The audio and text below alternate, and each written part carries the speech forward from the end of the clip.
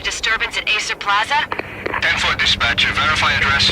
It's Acer Plaza. Repeat, Acer Plaza.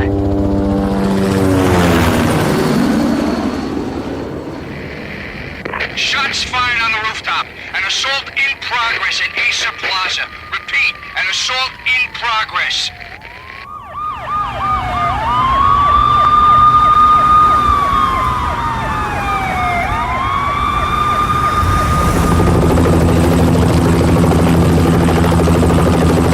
It's a war zone down here. 1085 dispatcher, need additional units. Additional units now.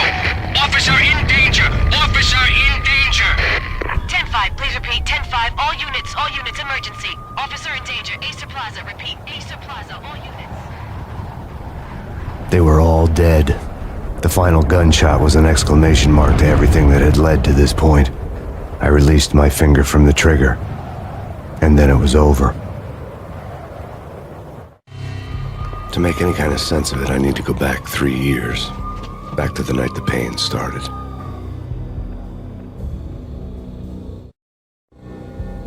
I was still in the force back then. NYPD, Manhattan, Midtown North Precinct, Hell's Kitchen. So when are you coming to work for me, Detective Payne? You'd make me work undercover in some hellhole. Sorry, Alex. Michelle and the baby come first. See? My last smoke. It's bad for the baby. That's you, Max. A regular Boy Scout. See ya, Alex. Still on for poker Thursday night, right? Like taking candy from a baby. Life was good. Sun setting on a sweet summer's day. Smell of freshly mowed lawns. Sounds of children playing. A house across the river on the Jersey side. Beautiful wife and a baby girl. The American dream come true. Honey, I'm home. But dreams have a nasty habit of going bad when you're not looking. The sun went down with practiced bravado. Twilight crawled across the sky, laden with foreboding.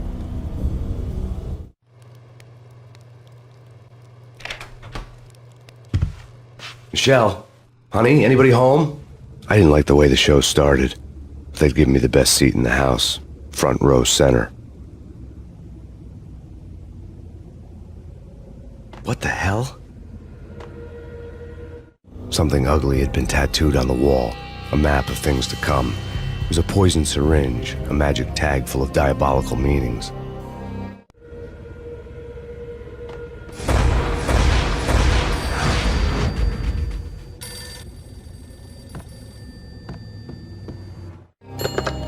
Listen, someone's broken into my house. Call 911. Is this the Payne residence? Yes, someone's broken into my house. They're still here. You have to... Good. I'm afraid I cannot help you. Who is this? Hello?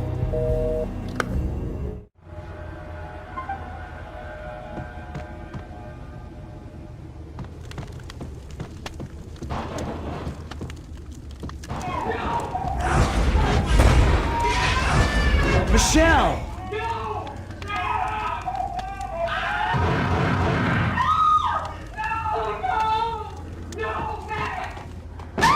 Michelle! Please!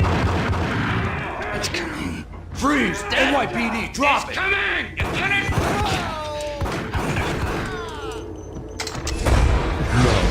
No, please, God, no. The flesh of fallen angels!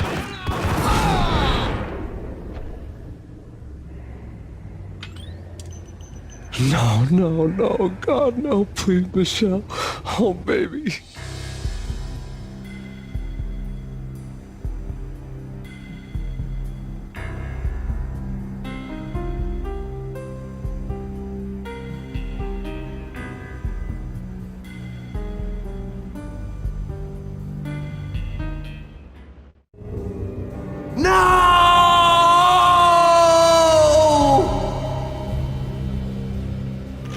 That was 3 years ago.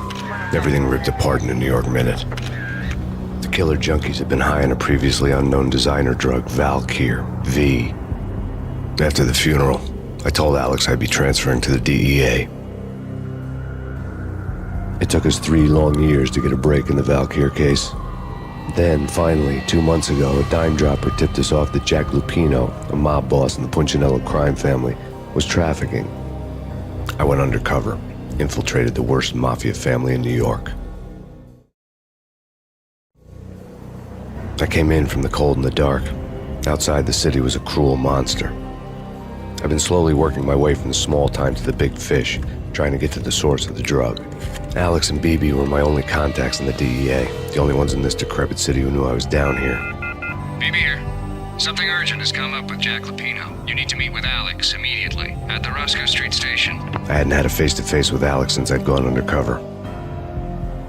Outside, the mercury was falling fast. It was colder than the devil's heart, raining ice pitchforks as if the heavens were ready to fall. Everyone was running for shelter like there was no tomorrow. It didn't get any better when I got to the subway. The feeling hit me like a point-blank shot straight in the face. Something was not right about this. My Beretta stirred nervously under my coat, but the train doors had already shut behind me, and I was in for the ride. Next stop, Roscoe Street Station, and Alex.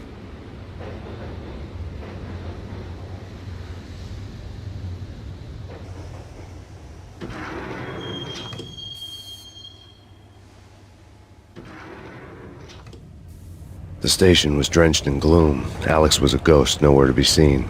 I'd have to look for him.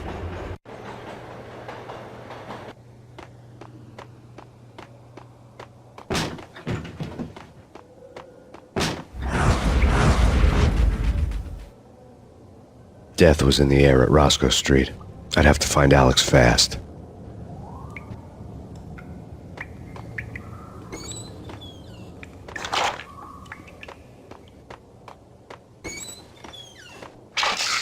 The pills would hold the pain back for a while. Wasn't Jake supposed to take care of this? He and Mickey are having too much. What the?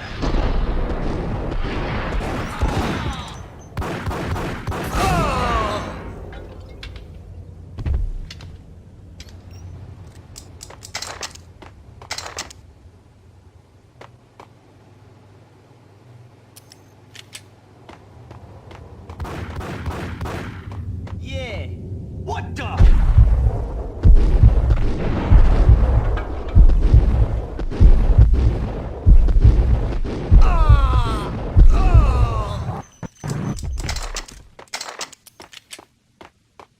Yo, guys.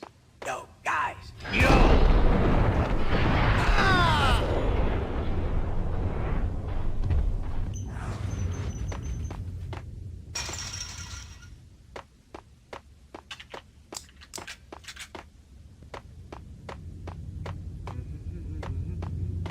Hey!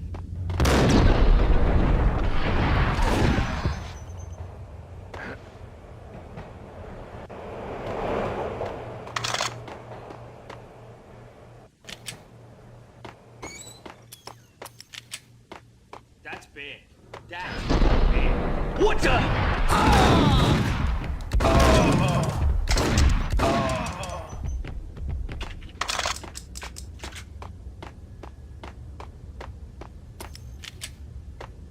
Kiss it goodbye.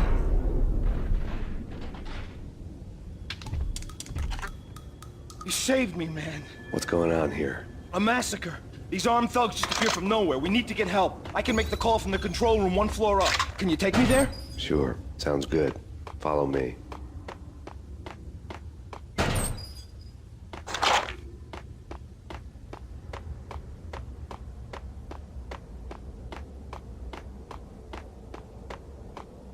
Hey, where are you going? The control room's up the stairs. There's no time to lose. We gotta get to the control room.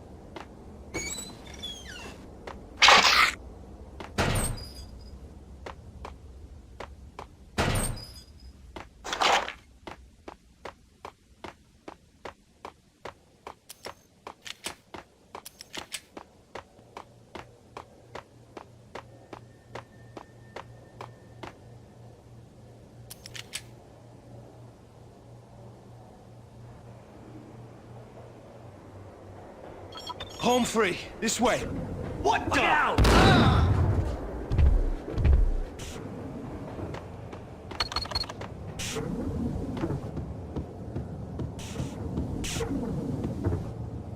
Got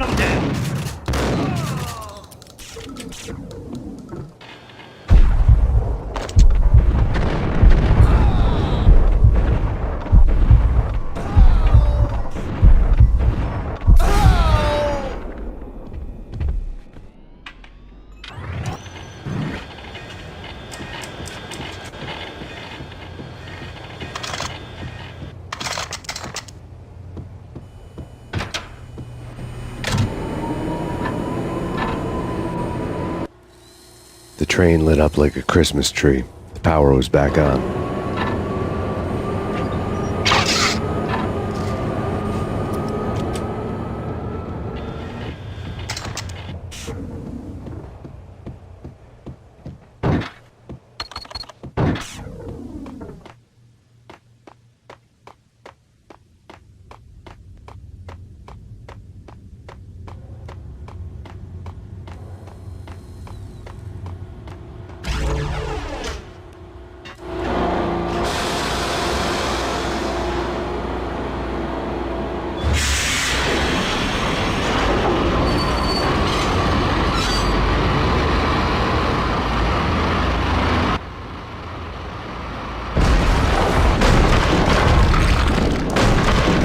So much for being subtle.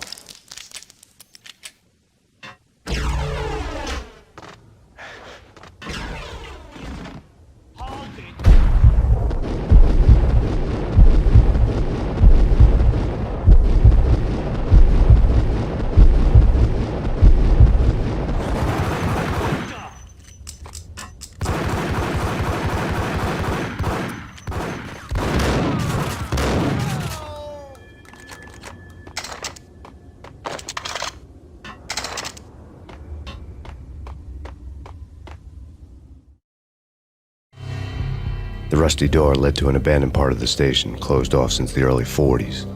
Something big was going down at Roscoe Street. Maybe that's why Alex had wanted to meet me here. Maybe not. One way or the other, I was going to find out.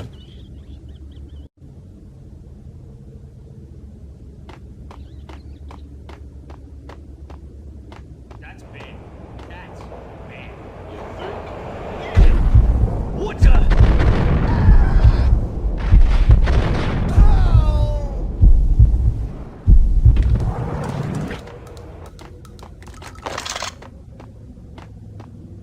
Hey.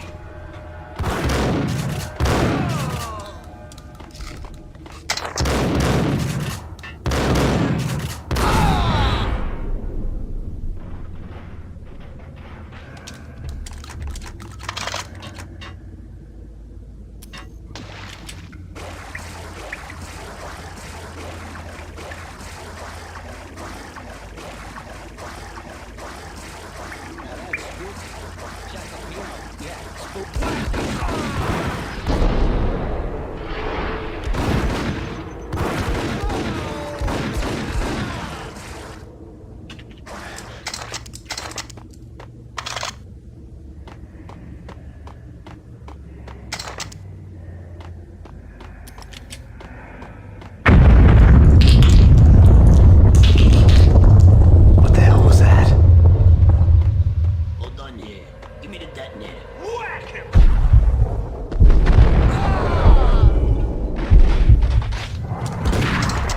Gun him down!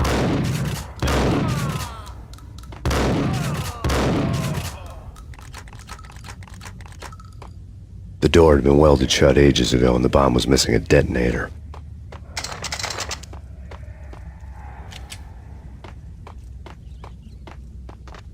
Okay, fellas. The police are on their way.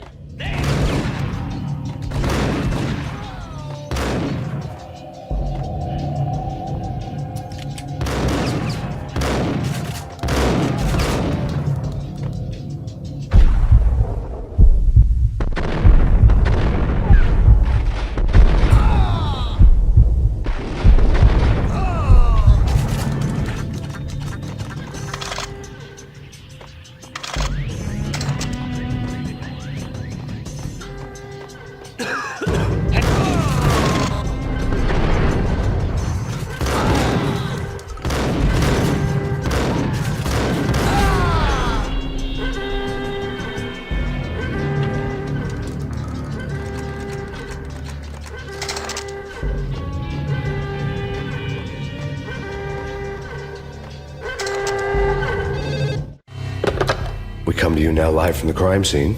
Who is this? Right back at you. This is Deputy Chief Jim Bravura from the NYPD. You are to cease your criminal activities and surrender immediately. Sure thing, Jim. Me and the boys have been talking and everyone's real sorry. They'll never do it again.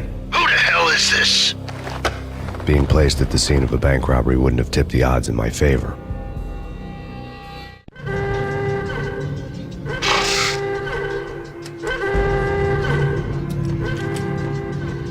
The bank robber's score lay on the table.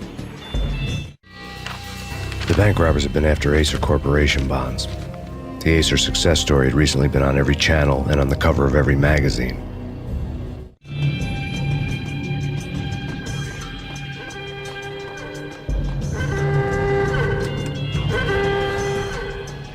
The bank robbers had left their tools on the table. Judging by the detonators, the crooks had bought enough explosives to send Lady Liberty into orbit.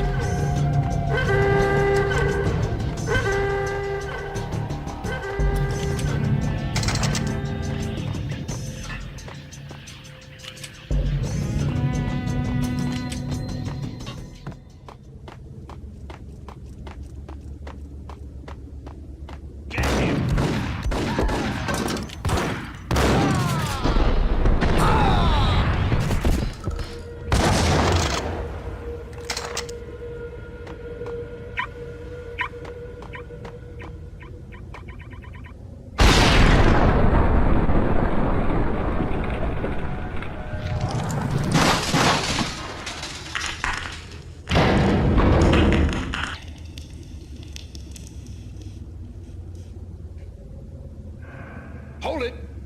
Max! Jesus, you almost gave me a heart attack! I nearly shot you! Alex, I'm glad to see you. What the hell's going on? There are more corpses here than at the city morgue!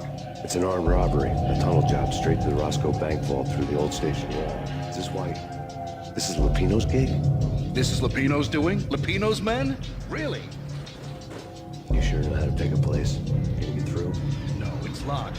We gotta get out of here. If it's Lupino, it's... Alex? Alex! There was nothing I could do. He was dead. I could tell by the empty, accusing stare of his eyes.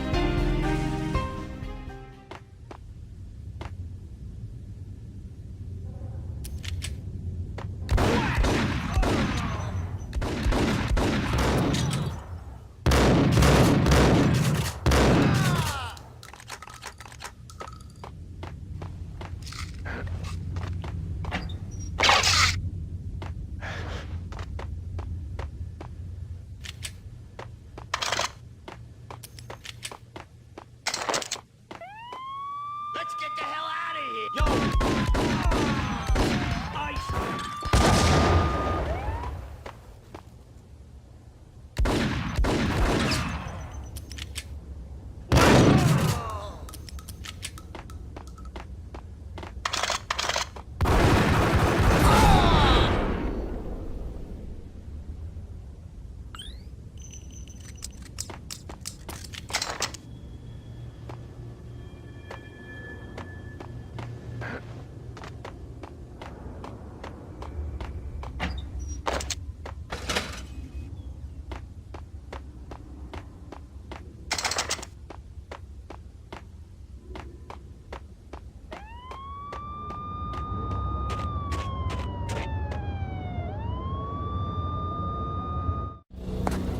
Alex had kept me relatively sane for the past 3 years. Now I didn't know how I felt. Somehow he had stumbled upon something big and ended up stepping on Jack Lupino's toes.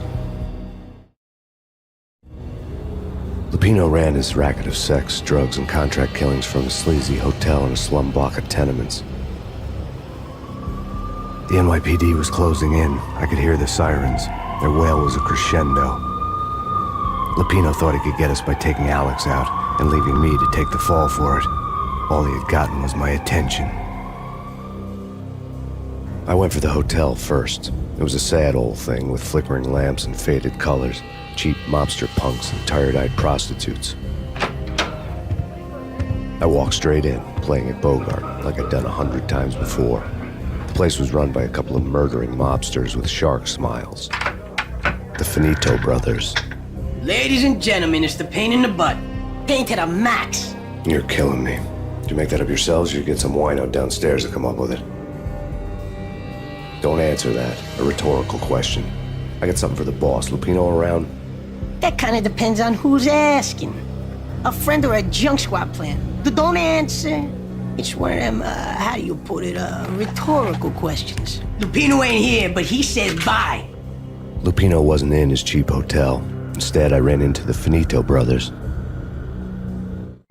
My cover had been blown. The door slammed shut behind me, and then I was dodging bullets like raindrops. Pain in the butt. Ha ha! Pain to the max. Junk squad plan. Got a ticket to Marble City for him. Eat first and lying down. Friggin' A.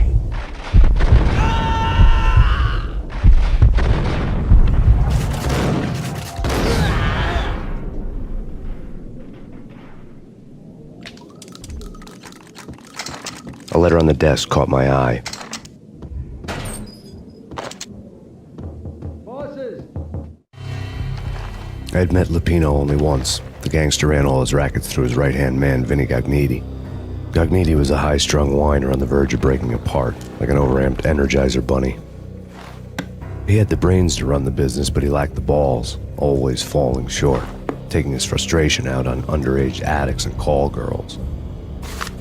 The V deal goes down at your hotel. Jack's exact words, quote, "Vinny, you're in charge of this one," unquote. Rico Muerte's coming to see it through. Anything goes wrong and everybody's gonna get dead. Goes double for you. Treat this guy real good. Anything he wants, you give him. Don't screw this up or you're finito, finitos. A V deal meant added security, locked doors, and lots of nervous thugs with itchy trigger fingers. I'd seen nothing coming in, but that didn't mean it hadn't been there. Rico Muerte was a regular Kaiser Soze, a spook story told to keep the apes in line. 313. The Finitos had scribbled Muerte's room number on the note's margin. Everything all right? Bosses? Joey? Vigilio? You all right in there? They're not answering. Call the others. Tell them to come quick. Okay, but we can't wait for them. We gotta go in now. Bosses, we're coming in.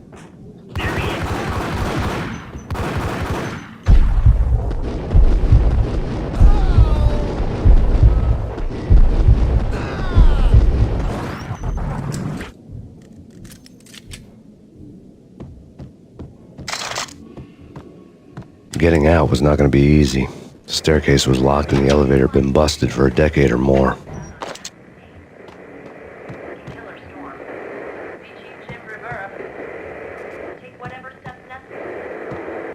In his press conference today, the mayor stated that Valkyr represents a clear danger to New York and called for drastic actions to eliminate the problem. On today's top story, the Valkyr crisis worsens with the murder of DEA Special Agent Alex Balder. Special Agent Balder had been shot repeatedly from a point-blank range. The gunman has been identified as Max Payne. The noose is sure to tighten around this fugitive criminal as more NYPD units join the search to apprehend him. I had just gotten my 15 minutes of fame.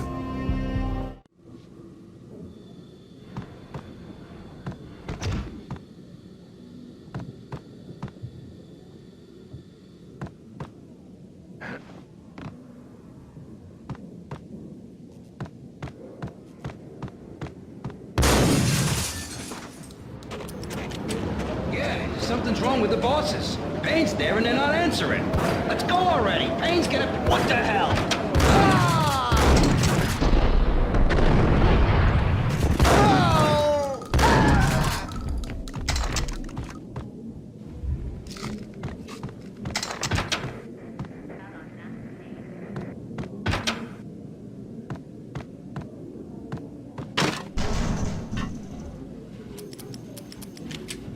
What the hell?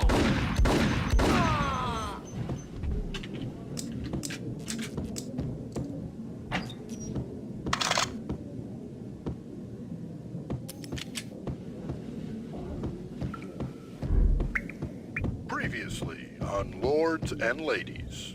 Lady Amelia, Marquis Valentine asks for Hey. an audience. Thank you, Lawrence. My lord.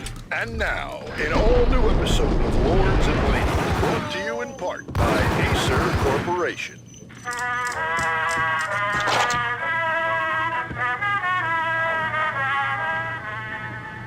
My lady. My lord? My lady, there is a matter of great importance I must bring to your attention. My lord, there is? Indeed, my lady, there is indeed.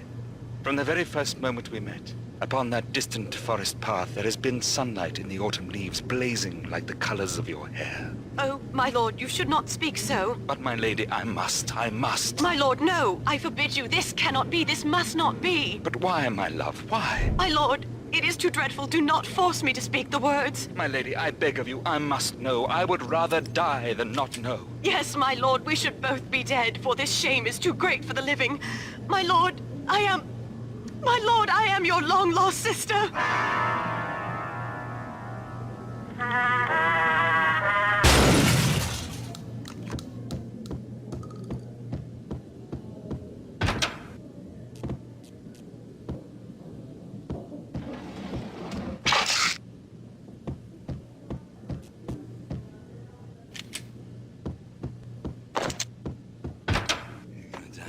V-head junkies could go off without a warning. I had to be careful.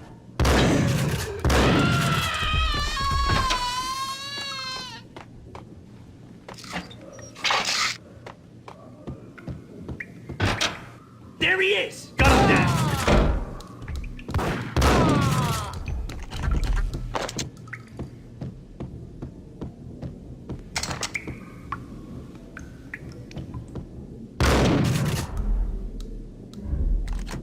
Piece of crap! Ooh, careful, it might Ice!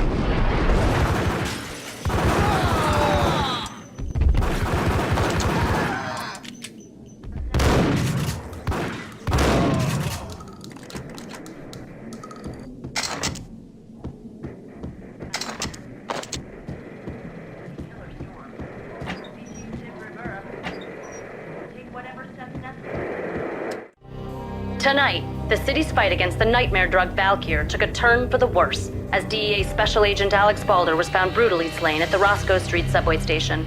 A suspect was seen leaving the site only moments after the shots had been fired, and the NYPD is currently in pursuit of Max Payne, a repeated felon believed to be armed and extremely dangerous. And now the weather.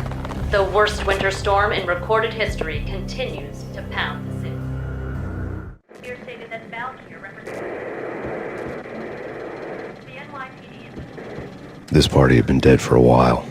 I couldn't say I was sorry I'd missed the show.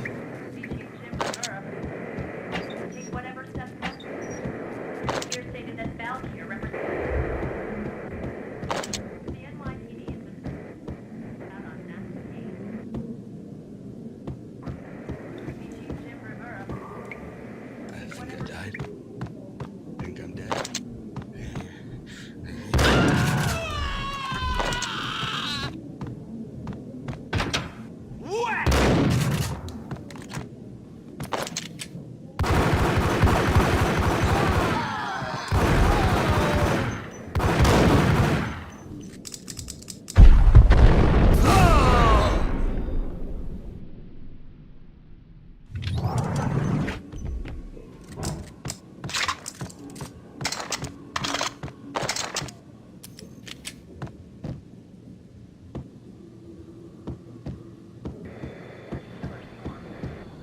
I'd found Muerte's room.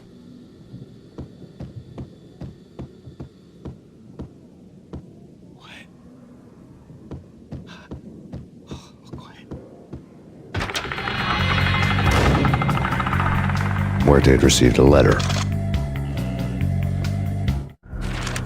Our investigation had turned up nothing to link Angelo Punchinello, the head of the Punchinello family, to Valkyr. All tracks had ended with Jack Lupino. The letter in Muerte's room was signed by the Don himself. It was the first hint that the Kingpin knew what was brewing inside his syndicate. The trouble you got into after the Chicago screw-up. The Punchinello family bailed you out. You have been waiting for a chance to pay us back. One of our trusted boys has a monkey the size of King Kong on his back. We need your special skills for backup on a major deal. Collecting evidence had gotten old a few hundred bullets back. I was already so far past the point of no return I couldn't even remember what it looked like when I had passed it.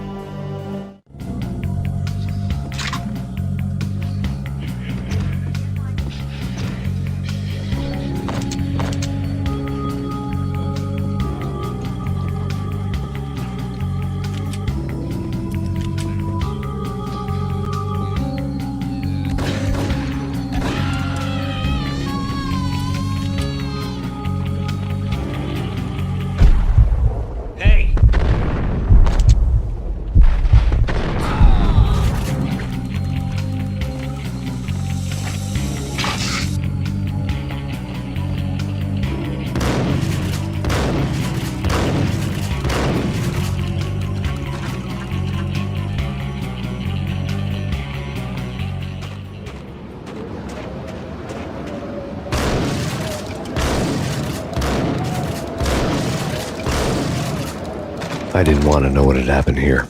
It was not a pretty sight.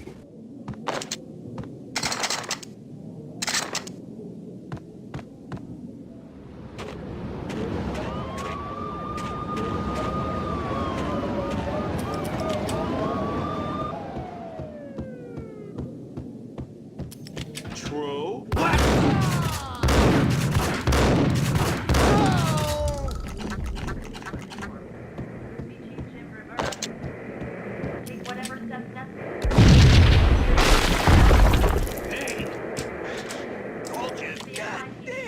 I thought it was a bomb for sure.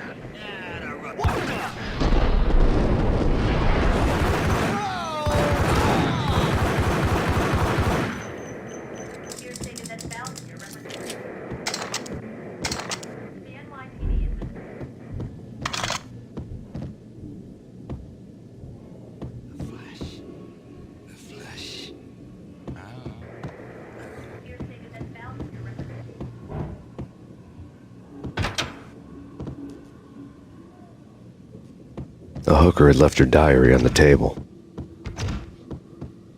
The diary belonged to a hooker named Candy Dawn. The read would have made a vice cop blush. Had talks with the mystery hag over the phone again. Sent her the latest One-Eyed Alfred tape. As long as the hag keeps paying for the tapes, the old man could come every day for all I care. She had a nice sideline, making secret X-rated flicks of her clients and selling them to the highest bidder. It would get her killed if her V-fix for the day didn't do it first.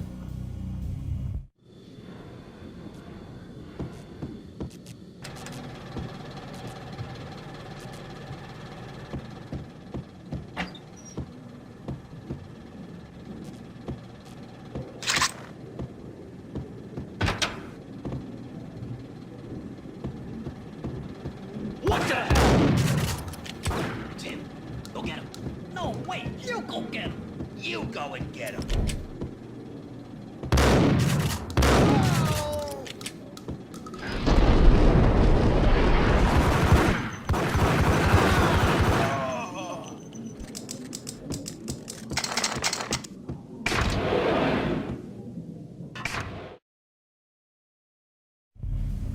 The old service elevator rumbled down to the bowels of Jack Lupino's hotel.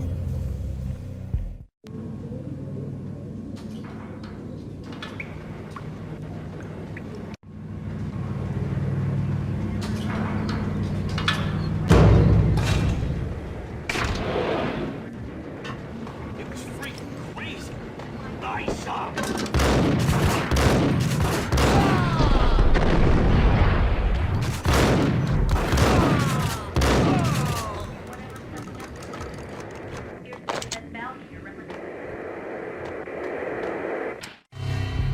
A winter storm warning is in effect in the whole tri-state area, as both freezing rain and heavy snowfall continue. Many roadways are already closed, and people are advised to stay indoors. The severe blizzard has ravaged New York for 3 days now, with no end in sight. We'd been snowed from the start in the Valkyr case. The forecast said there was plenty more where that had come from. But the snowbound city was on my side. Less chance of innocent bystanders getting caught in the crossfire.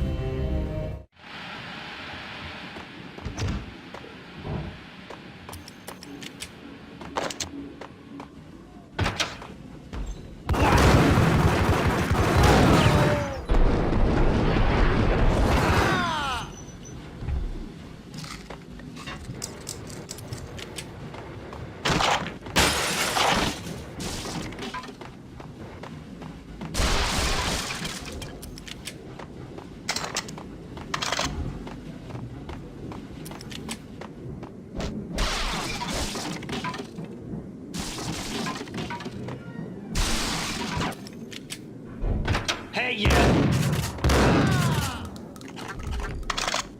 Exhibit number 1, a newspaper. A dead man tied to a chair lay on the boiler room floor. Captain Baseball Bat Boy has an unbeatable track record in superhero death matches. But a six-pack of root beer gets me every time. The murder weapon was a baseball bat, now lying in a pool of drying blood next to a newspaper folded open on a Captain Baseball Bat Boy comic strip.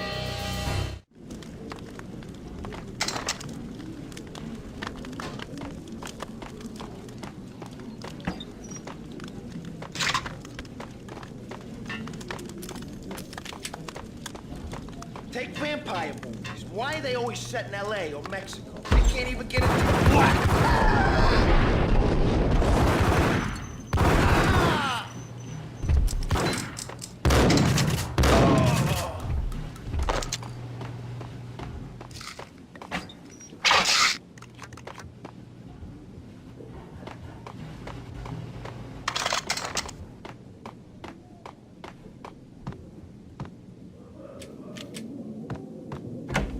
Chill with the guns. Trust me, you don't want to piss Muerte off. Gentlemen, let's do business. Green for green. Cheers at green-eyed angels. Amen.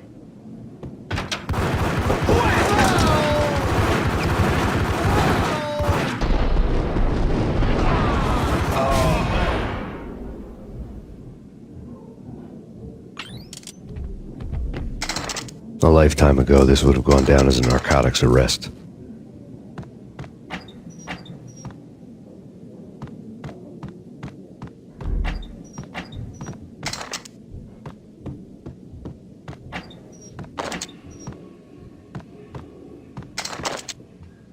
It was dirty money. The transparent cylinders glowed green, full of Valkyr. There was a key on the table.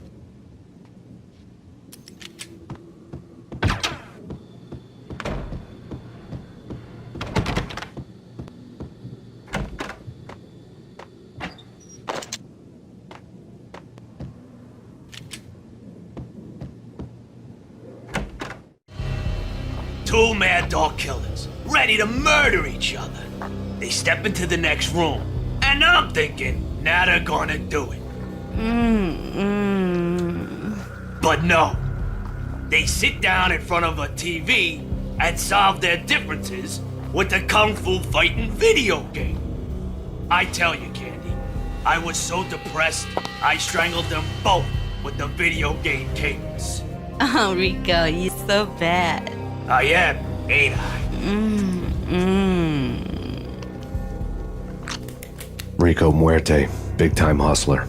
Who the hell? It's that cop. Muerte went for his gun.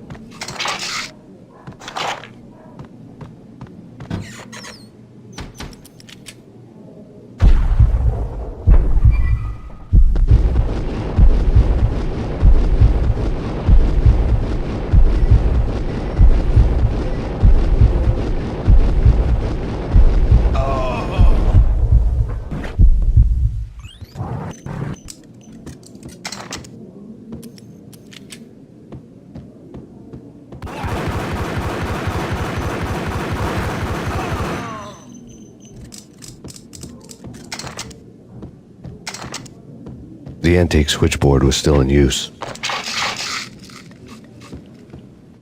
There was an old telephone switchboard in the back room of the reception area, the kind that made phone tapping child's play. It wasn't hard to picture a fat pimp sweating with headphones on, listening to his hookers talk dirty and fake orgasms over a web of party lines, the blood veins of New York. Right now, there was a different set of moans and groans going on. Boss, Corneli, this is Max Payne. He came, started capping us. He killed... Are you freaking kidding me? He's just one lousy cop. You better be freaking kidding me. Whack him. What's the freaking problem? Hello? Answer me. Hello? The word was out. A deadly virus released into the city's corrupt circulatory system. Something wicked this way comes. Max Payne at large.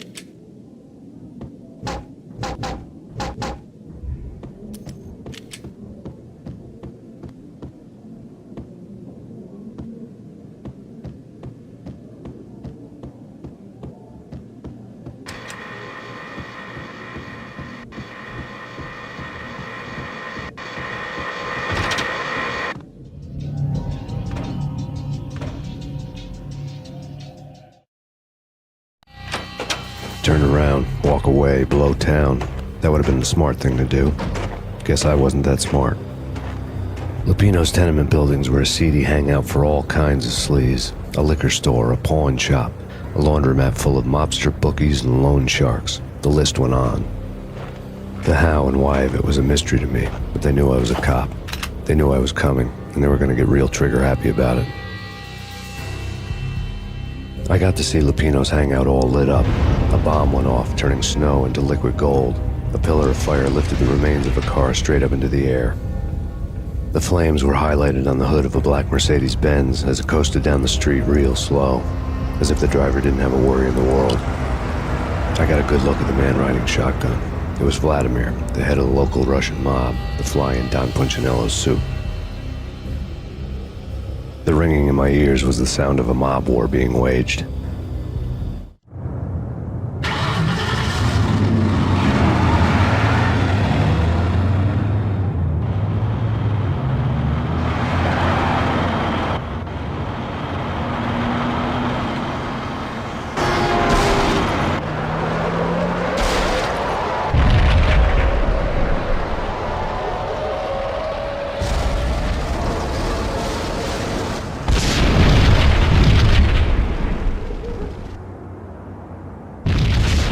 Another bomb exploded inside the closest slum building. It was a lucky break. The goons inside were spooked, but luck always came with a price tag. More bombs could still be ticking inside, and the cops would already be on their way. Jack Lupino's suite was on the top floor. At least it used to be, before the explosive makeover.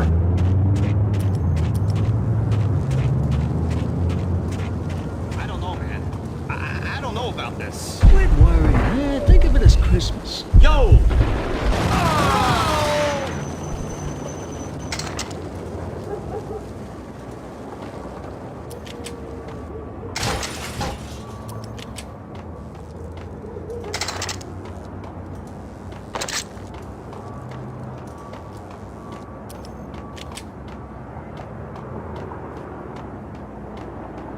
The headlines were a depressing read. The headlines were screaming bloody murder. The storm was a screaming duet with the approaching prowl car sirens. It was all a scream when you were down for the count and wanted for murder.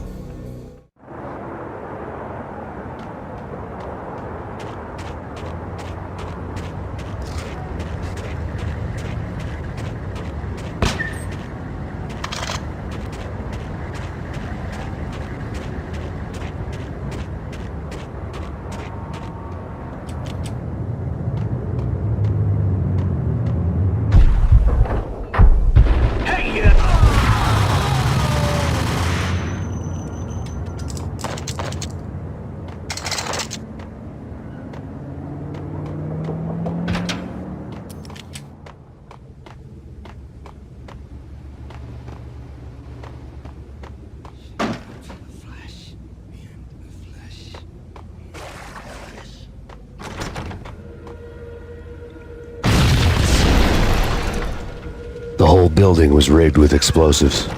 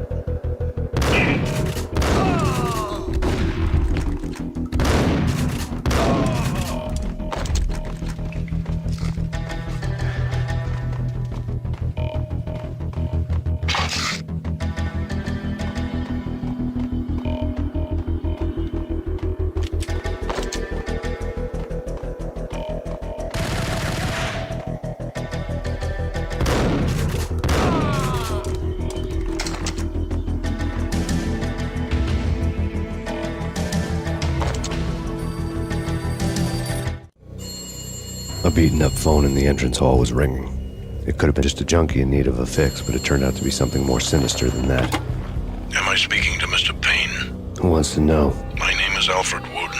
You must hurry. The police are on their way. Tell me something I don't know. They know you're there. How? And what's it to you? I will contact you again. The cops arrived, sirens singing in the off-key harmony of a manic-depressive choir. I had a few minutes while the SWAT team would go through the usual routine. By the time they busted in, I needed to be long gone. Max Payne, this is Deputy Chief Jim Bravura from the NYPD. Drop your weapons and come out with your hands above your head.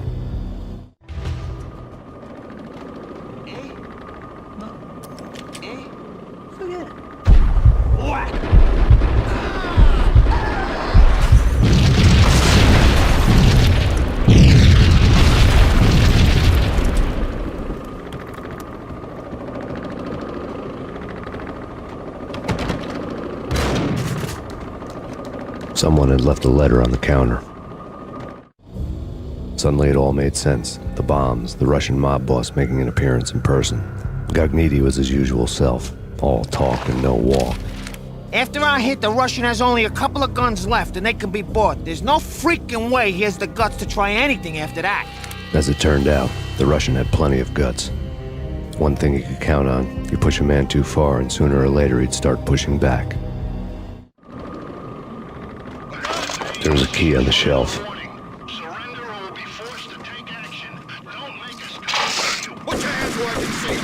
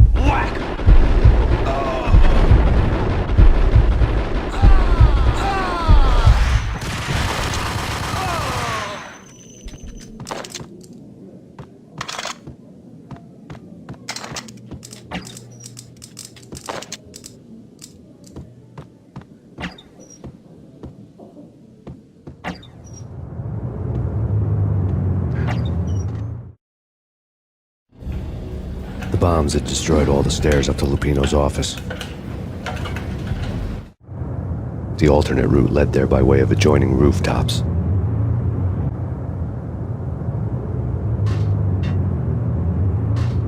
It's never been this cold. Never ever. It's like the sky's falling. Yes, sir. It's the end of the world as we know it. And I don't feel fine. I don't feel anything. Not a thing. I'm freezing my butt off.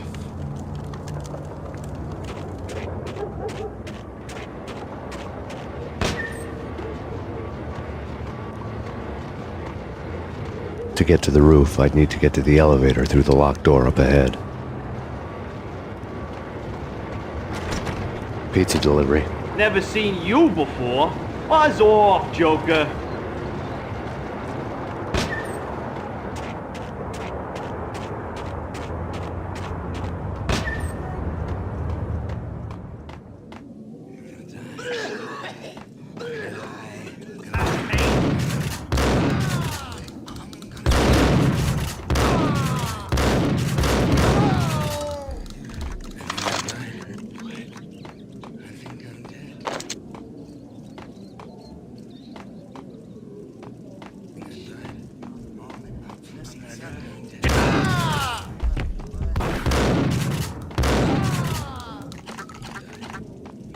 Think I'm dead.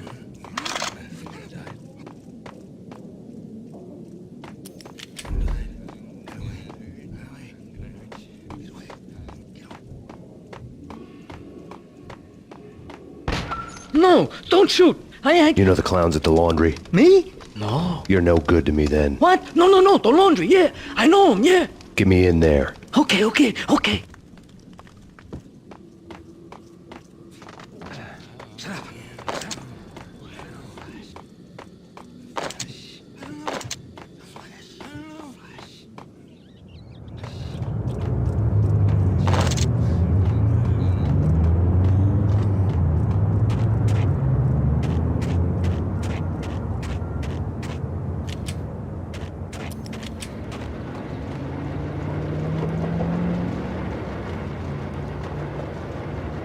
It's me. Open up. Let me in, quick. Not so fast. The password. John who? Come on. Okay, John Woo. All right. Come right in. It's a trap! There he is.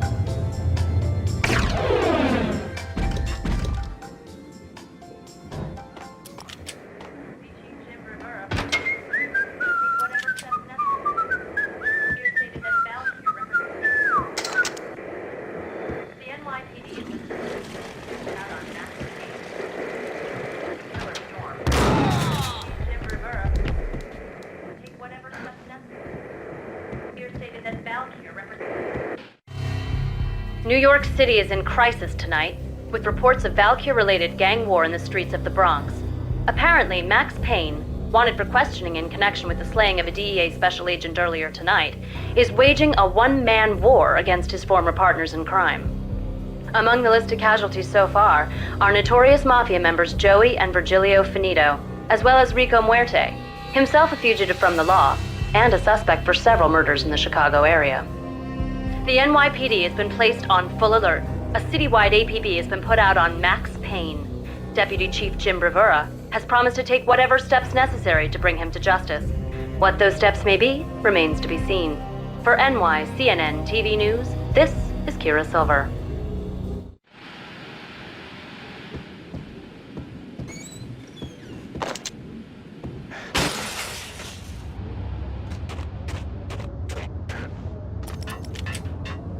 This week on Address Unknown.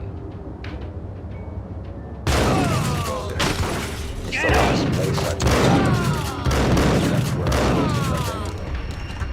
was, only it's not me talking to the pink flamingo, but someone who looks the part down to the finest detail, except that he's evil. I'm hiding in the shadows, watching it all unfold. The flamingo speaks. You can speak here. It says, "Mirrors are more fun than television." That's, mirrors are more fun than television. Somehow I know this, just don't ask me how. And I, not me, but my double, nods and smirks at this like it was the funniest thing in the world. And then something goes wrong, and suddenly they know I'm there, hiding behind them, and they both turn to look at me with cold eyes. And the flamingo speaks again.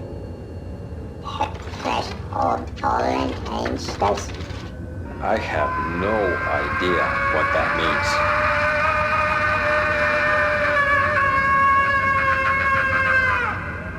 And that's when I always wake up to my own scream, in that brightly lit white hospital room, strapped to my bed.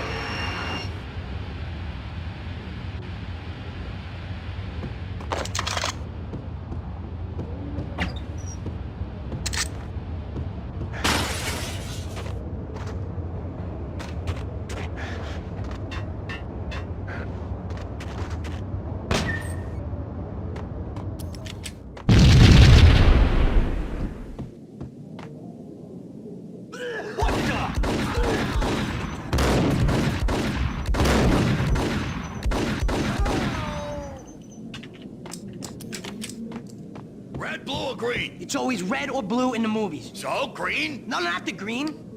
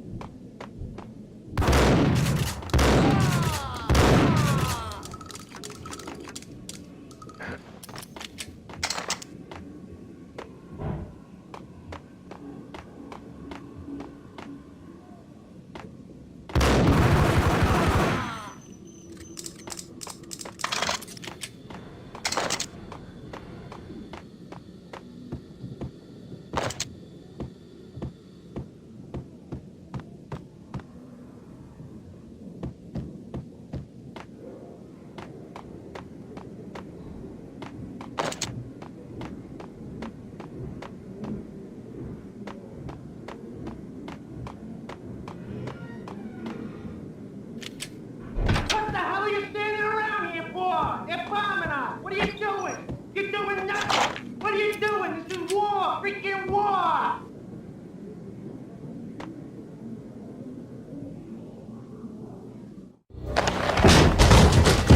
Vinny Gognitti, just the man I've been killing to see. Payne? Freaking Fed! I knew from day one there was something screwy about you. What do you think you're doing? You're a freaking cop. You ain't got squad on us. You can't just come in here waving your piece like it meant something. Yeah! Oh my God! Oh God, you shot me! Ah! You're dead, Payne! What the hell are you waiting for, you apes? Kill him! Kill him! With pleasure, boss. Gognitti bailed. I made like Chow Yun Fat.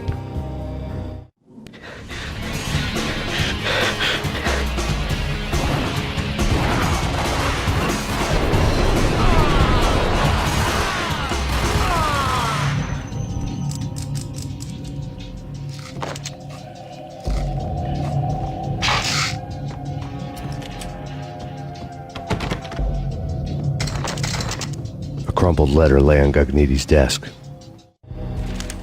The letter was addressed to Don Punchinello, but Vinny had never had the nerve to finish it. Jack's gone voodoo. Just the other night, he shot Dino because he wanted to see what his brains looked like splattered on the wall. He's a freaking mad dog. We're running out of men and business fast. Gognitti had been living in mortal fear of his boss. Jack Lupino was a psycho.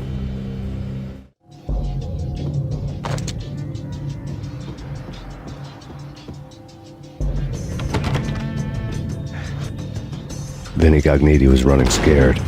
He could run, but with a bullet in his stomach like a broken bottle of Tabasco, he was quickly running out of time. He knew where his boss was, and I wanted to square things up with Jack Lupino.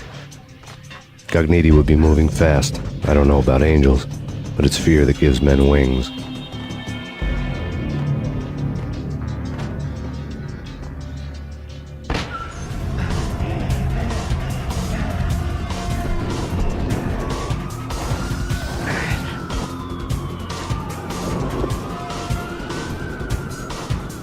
Gognitti hitched a ride. To catch him, I'd have to follow his lead.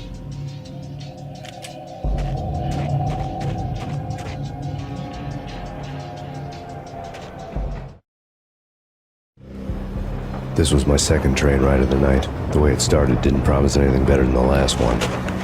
Freezing wind tearing at my face like sandpaper and razors, ice hard and slick under my hands and feet. And somewhere in the background, the wail of sirens, the city howling after me. New York sped by in fast forward. Dark rooftop water towers and a dead forest of antennas and chimneys, all a blur. When the train he was riding slowed down, Gognitti made his move.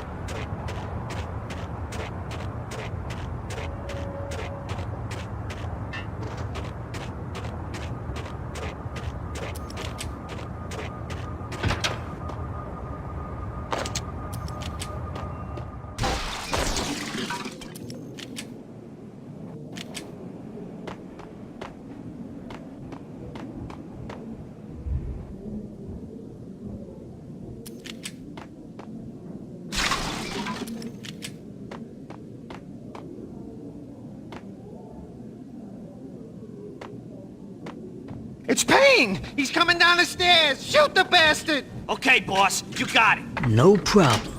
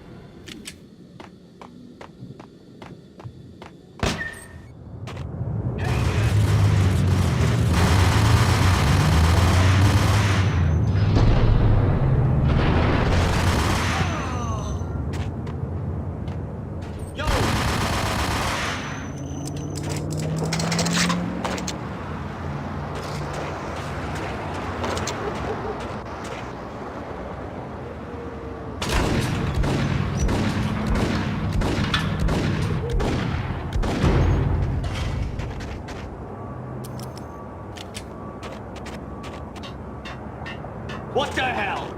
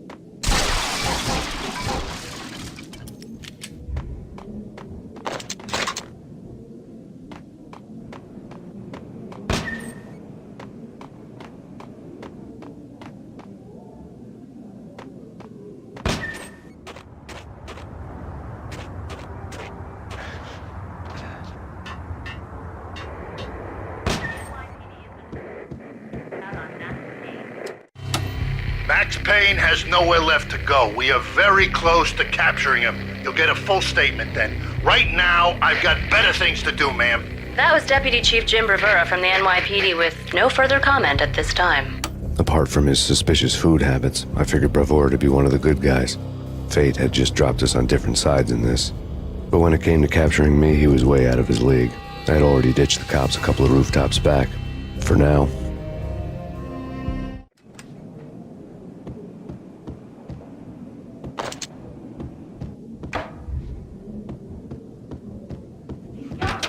I can hear him. Ready? Point at the door. Okay, this is it. Any moment now, Payne's gonna bust through that door with murder in his eye. It's either him or us. I, for one, am gonna pump the SOB so full of lead, they'll need a forklift to carry the coffin to the grave.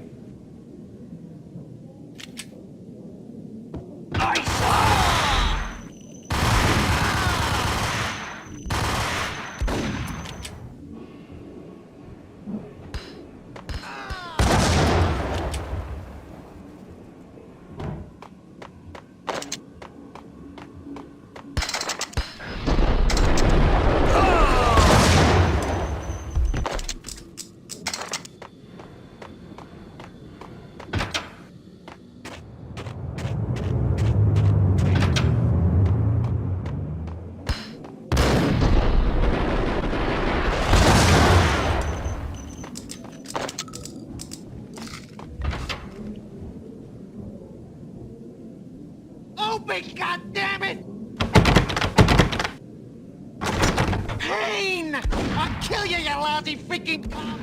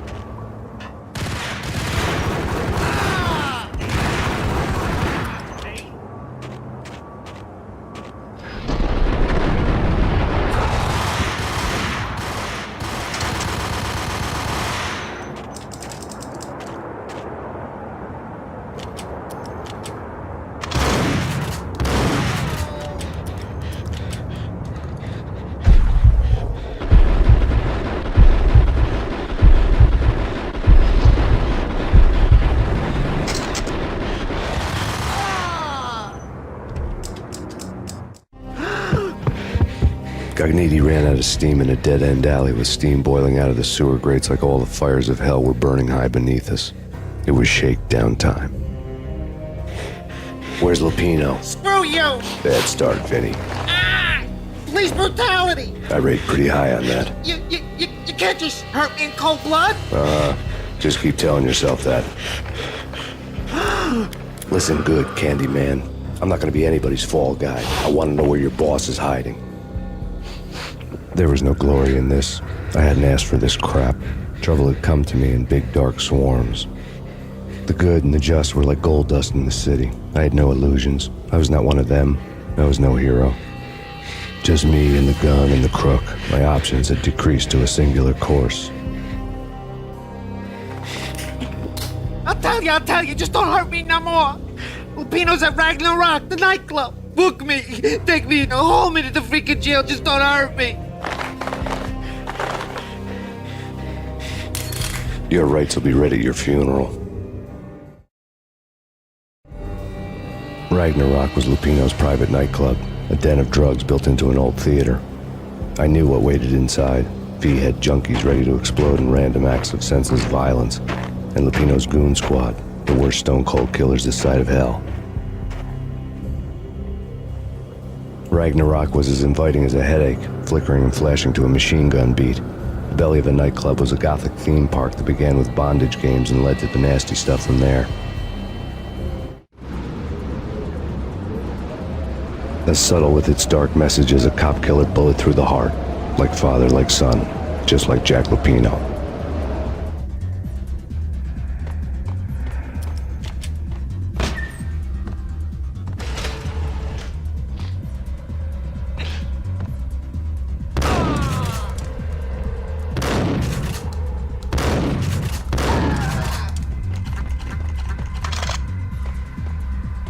The book had never been a bestseller.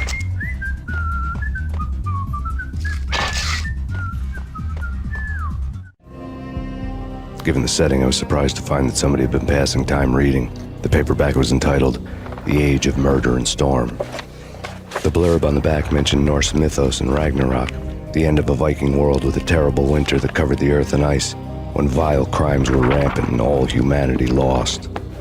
I could see how somebody impressionable might get it into their head that we were at the end of time. I was also beginning to see what the nightclub and its owner were all about.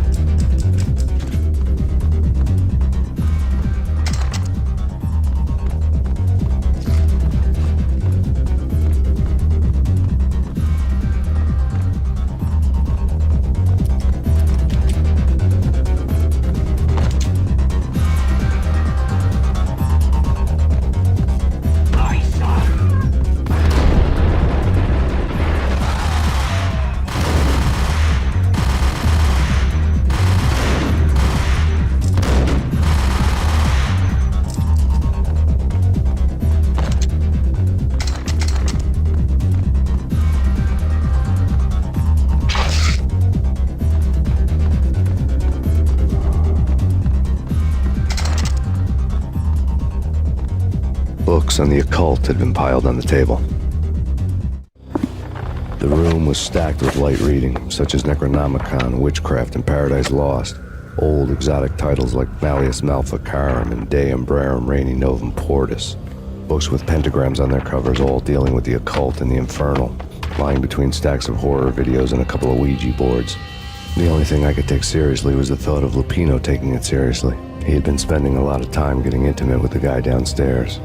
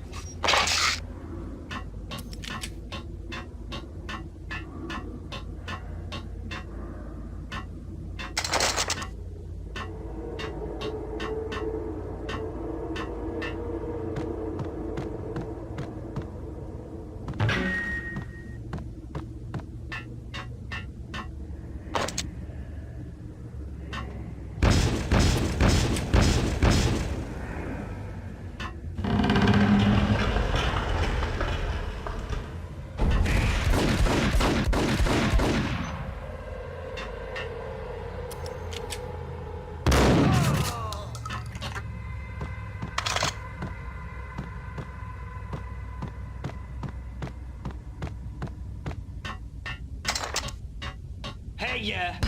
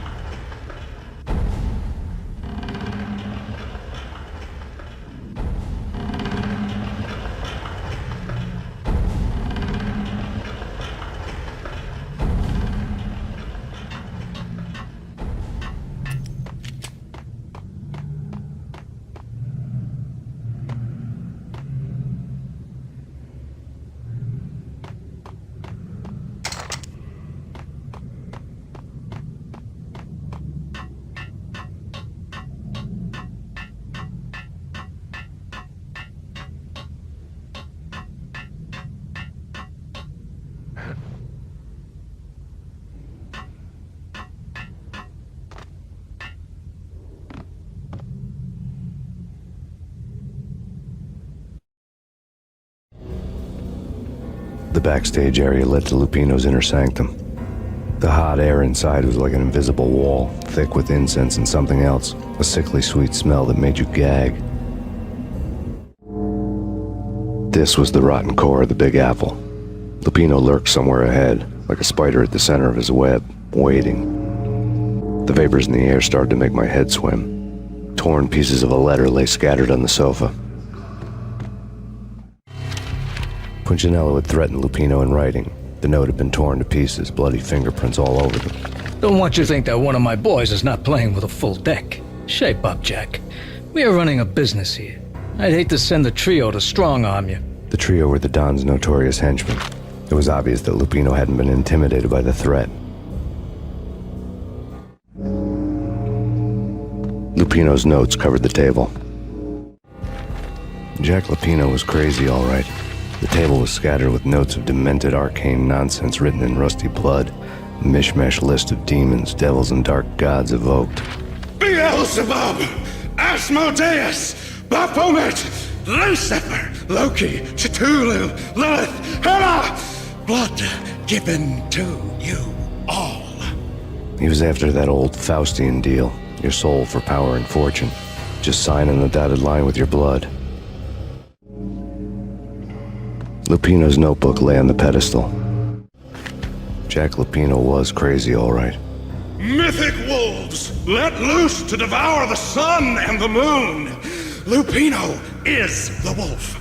I'm Mr. Beast, the big bad Fenris wolf. I'm the end of the world man, wearing the flesh of fallen angels. After Y2K, the end of the world had become a cliché. But who was I to talk? A brooding underdog avenger alone against an empire of evil, out to right a grave injustice.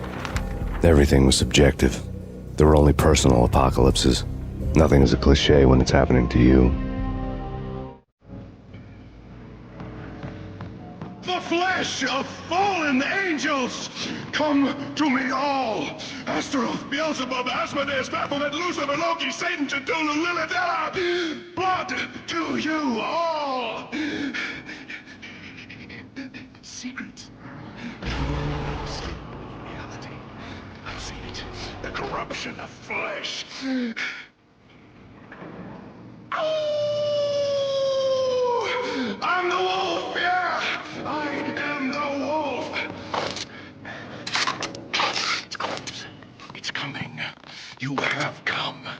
A witness to the end of time. It's now! I will rise to her side! I don't need the words! I'm beyond the words!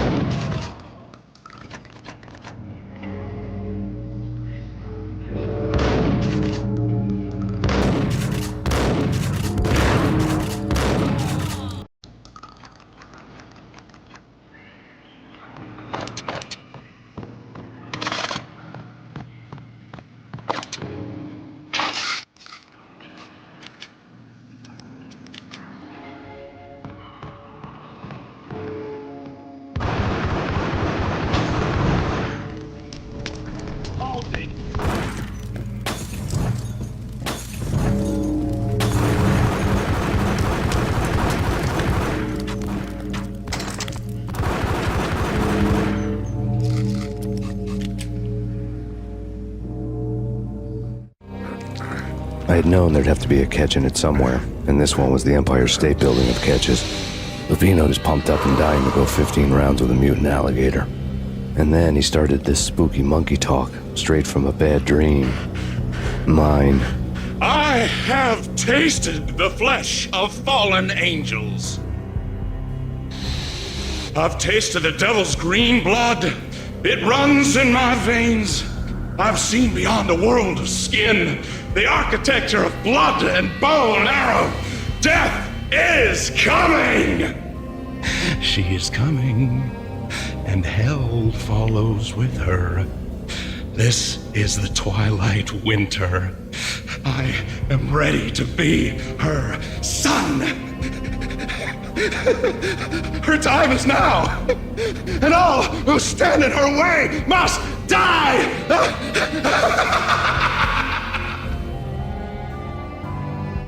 Die! You'll die! You'll die! Now! All die!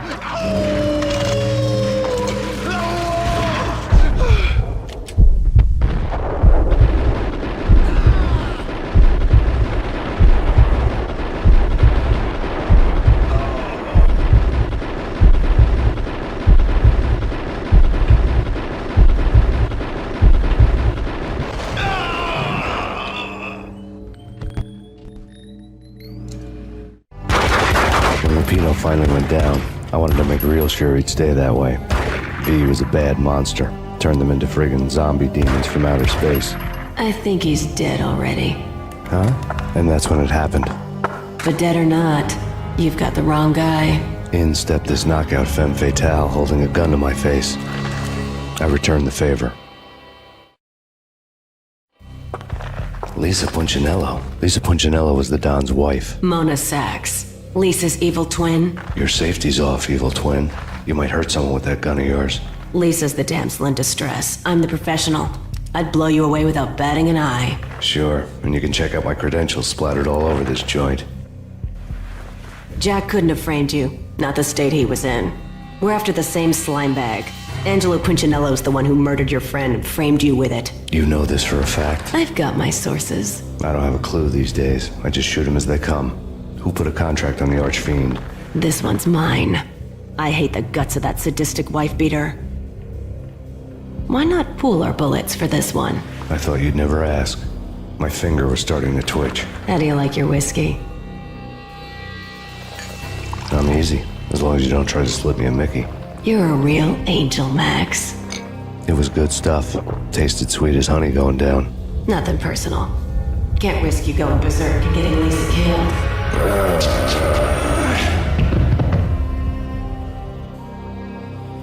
The nightmare was always the same.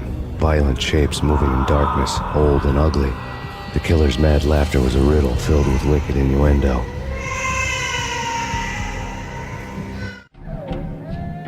Somewhere, the baby was crying.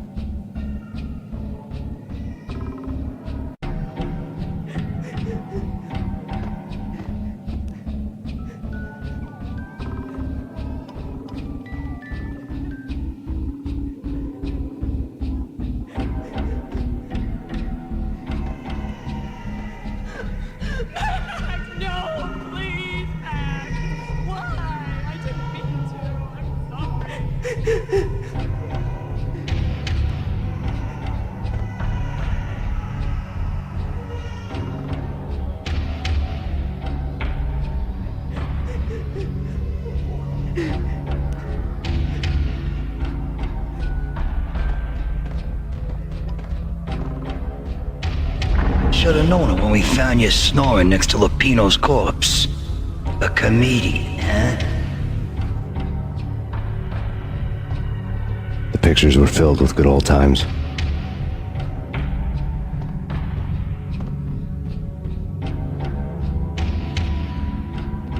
Michelle looked at me from the photo.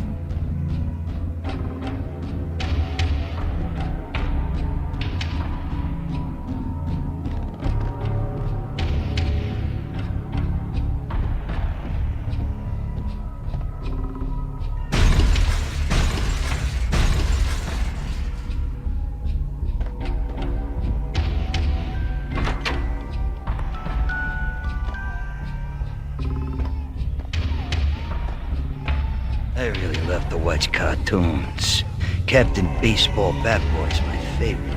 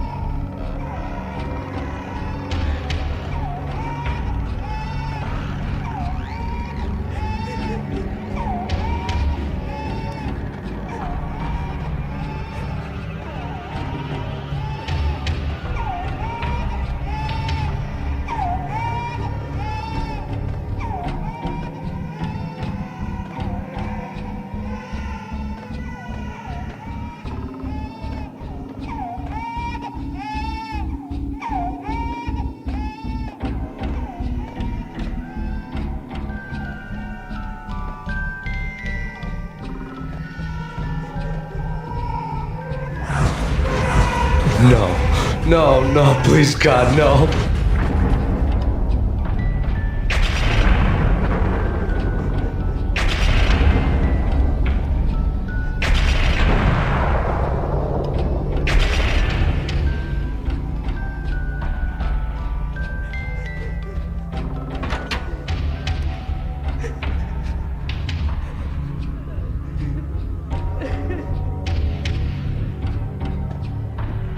Slice them, dice them, shoot them full of holes, blow them to bits, vaporize them, disintegrate them.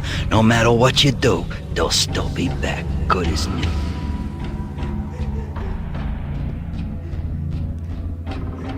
Michelle's diary lay on the table. Michelle was working part-time in the district attorney's office. Her diary was open on today's entry, her handwriting all pretty curves. An army dossier found its way to my desk yesterday. Valhalla? Isn't that a Norse myth? Something about Vikings?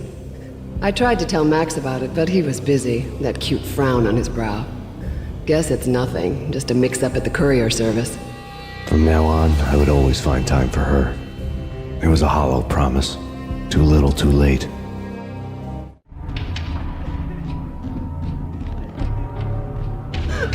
Max, no, please, Max. Why? I didn't mean to. I'm sorry.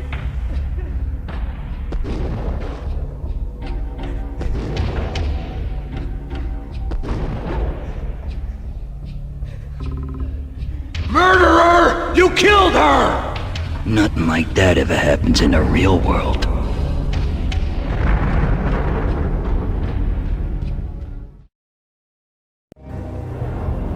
I woke up in a bad dream. My head felt 2 sizes too small for my brain. Max Payne. I envy your name. And the killer was smiling. Pleased to meet you. I'm Frankie the Bat Niagara. Niagara, as in you cry a lot? He had a baseball bat and I was tied to a chair. Pissing him off was the smart thing to do.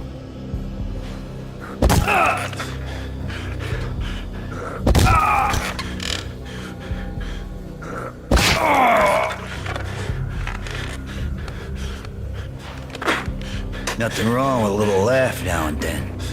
Take me, for example. I love to watch cartoons. Cartoon violence is a fascinating thing. Let's take a break. I need to take a leak and maybe grab a cold one at the bar. Don't worry. I'll be back to finish this off. And then, it's checkout time. You play, you pay, you bastard. He swaggered out, and the door clanged shut behind him, locks clicking into place. Everyone makes mistakes. Mine hadn't been to crack jokes about the goon with the bat. He'd have cracked my skull regardless. It hadn't even been to trust a girl with a gun. I had blindly gone after the first bad guy on my hit list when I should have been aiming further up the ladder, at the head of the Punchinello family. I couldn't bring myself to be pissed at Mona. Guess I had a soft spot for a pretty face.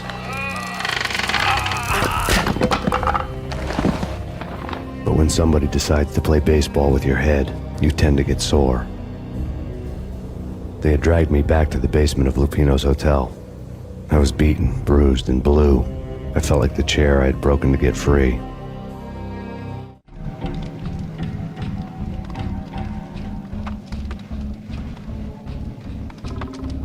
All I had was Niagara's bat, sticky with my own blood.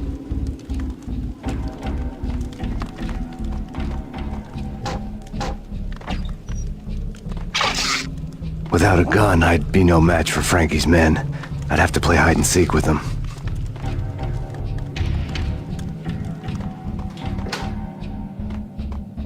It's Frankie's turf. We'll take. What the?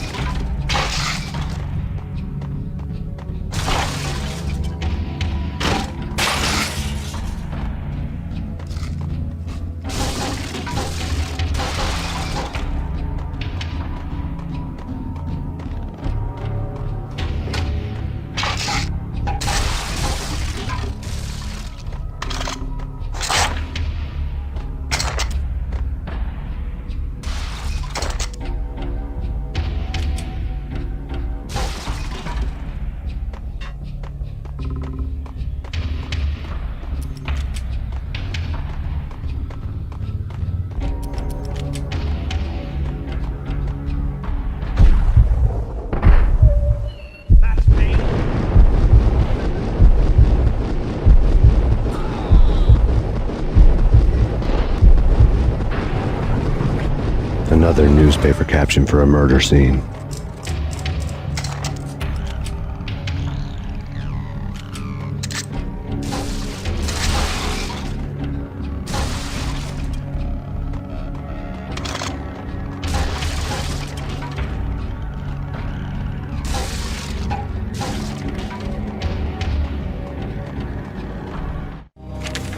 Frankie had left his calling card, a Captain Baseball bat boy strip, next to a sewer passage filled with bodies.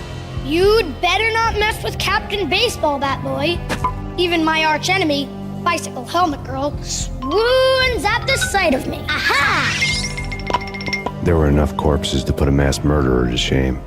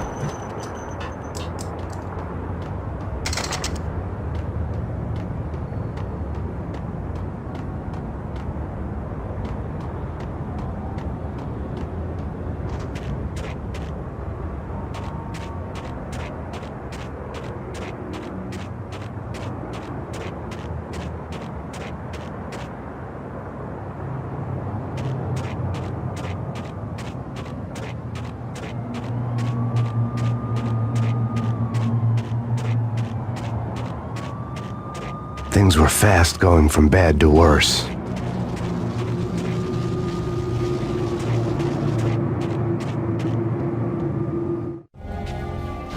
The men in blue had come and gone. They had decorated the place with chalk outlines and tied it together with yellow tape. The cops who had stayed behind were dead. Frankie, his boys, and I had the place all for ourselves.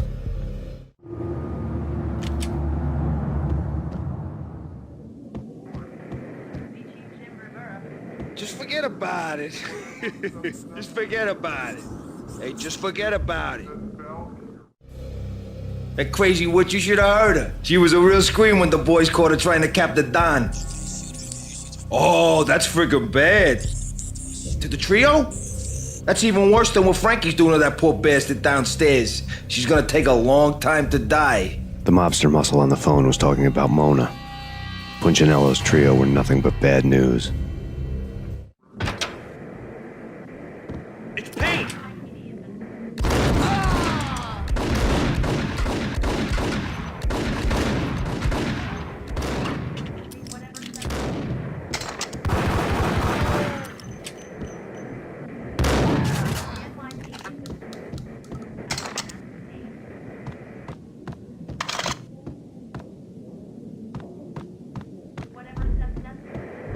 More evidence that Punchinello didn't like me much. The fact remains that all the victims so far identified in the Ragnarok shooting have been known criminals, many of whom had large doses of V in their blood. Reliable sources say that Max Payne was also among those killed, although no body has been recovered at this time. Reliable sources. That meant somebody thought the Mafia had me, and didn't want the cops snooping around anymore. The body would be delivered to them barely recognizable. Case closed. Don Punchinello had the power to be that reliable source, which was no news. But his news was old news. Framing me hadn't been enough. Don Punchinello had put a hit on me. He wanted me dead, and it had been important enough for him to give written instructions to Frankie about it. Max Payne should die like a dog for the trouble he's caused. Frankie, I know I can trust you to give this matter the dedication it needs.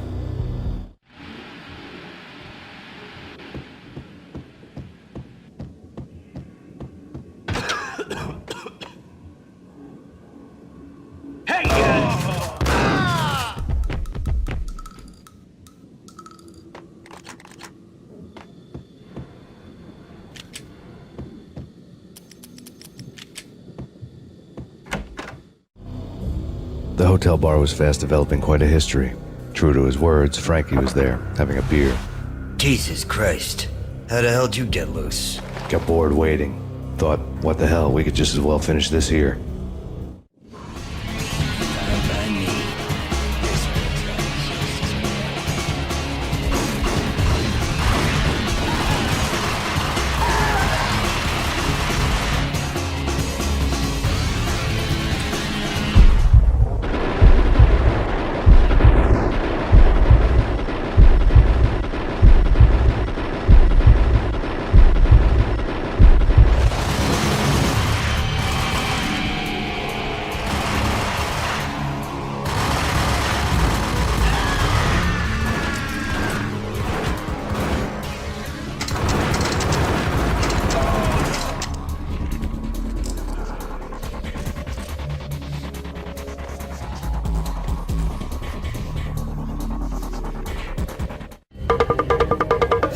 Thank you. You've been a lovely audience. Had enough? I don't play with girls anyway. Unfair! I spotted the tail as soon as I left the hotel. A big black Mercedes. I'd seen the car before. That time it had heralded impressive explosions. Vladimir was back. Bang. You're dead, Max Payne. I might have laughed if I remembered how. What's this supposed to be? Cops and robbers? Look, you want something with me? Get in line. Peace, man. Relax. You know you are a real news item, armed and dangerous. I am going to make you an offer you can't refuse. I've always wanted to say that. It's a bum rap. I've been framed. That's a moot point. Whatever you did or did not do, I'm sure you had good reason for doing it. Want to hear me out? I'm listening. Punchinello messing with V is bad for business all around. But that's not all. There is this guy, Boris Time, used to pull jobs for me. He's the captain of the cargo ship Charon. Now the bastard turncoat has gone over to the other side, Punchinello's. The ship's loaded with high-res hardware, guns, my business. If Punchinello gets hold of that cargo, he's won and I have lost. And you'll have your work cut out for you. If you want to get to Punchinello, you'll need heavy-duty persuaders. I am just the man to get them for you. Change the ship back under my flag, maybe pop 2 in the traitor Dime's head while you're at it. You'll get enough guns to start the apocalypse. You in or out? Let's get this show on the road. Vladimir was one of those old-time bad guys with honor and morals, which made him almost one of the good guys. None of us was a saint.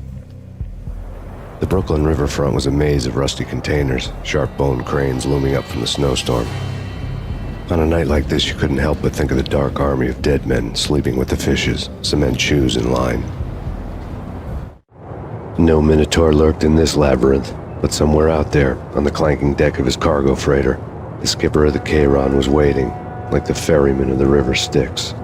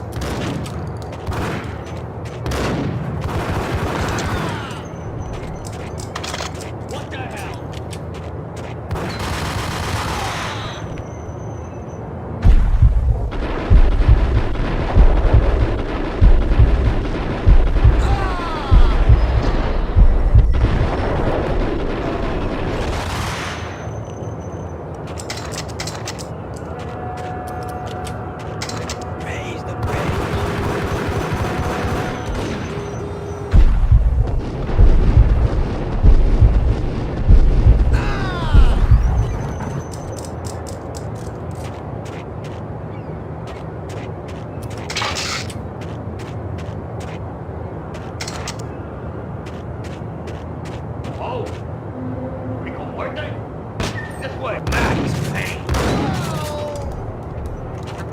I doubted the letter was a receipt.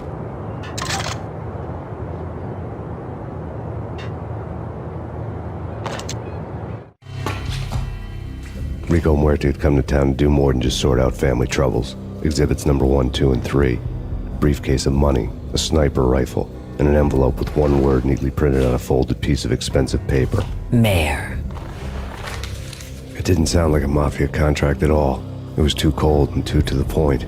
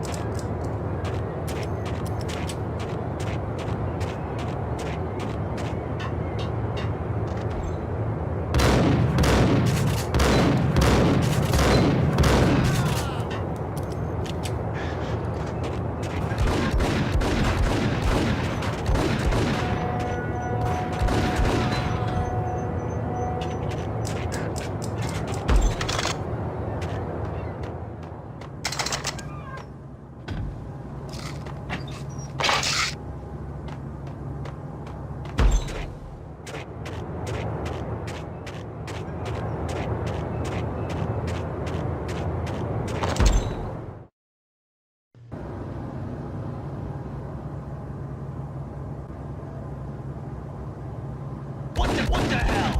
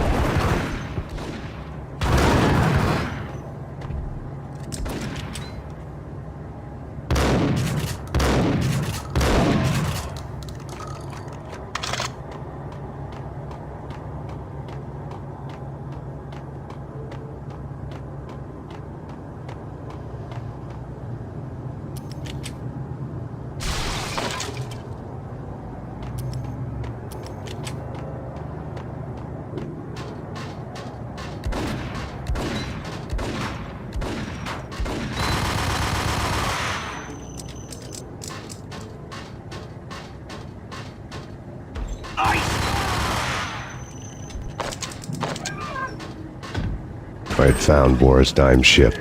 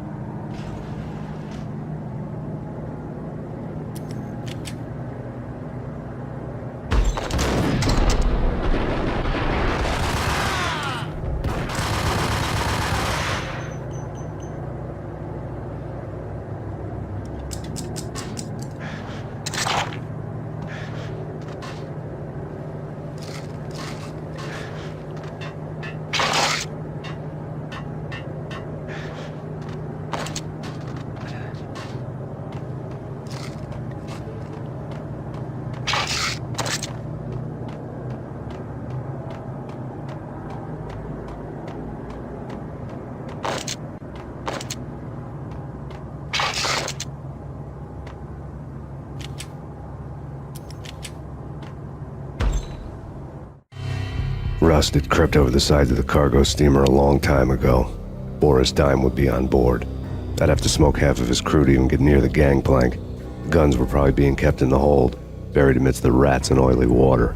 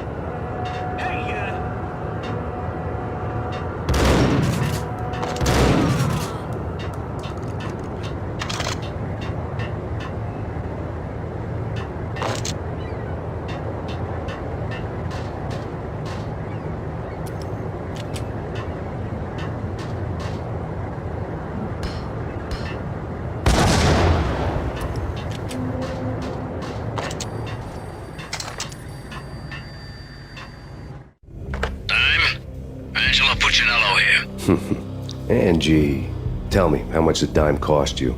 I bet it was more than his name. Max Payne. Right the first time. You're dead, punk. You sure you're not confusing me with Boris here? But you are right, of course. Pretty soon we should get together and have a talk. You son of a... Pissing Punchinello off was a dangerous game, but when people get mad, they make mistakes. I should know. That's where I wanted Punchinello, mad enough to trip over his own feet, preferably into a grave.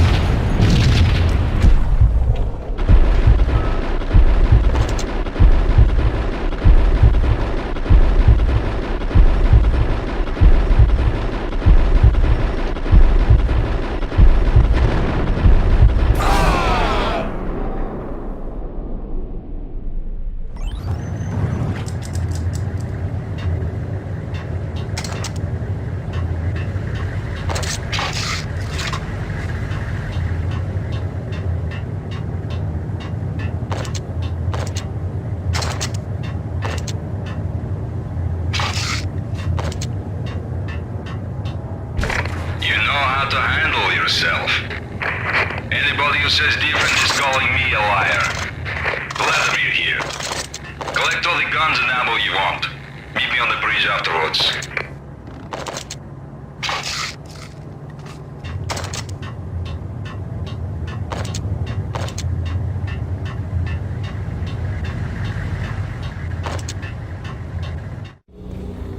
Did you get everything you need? Check.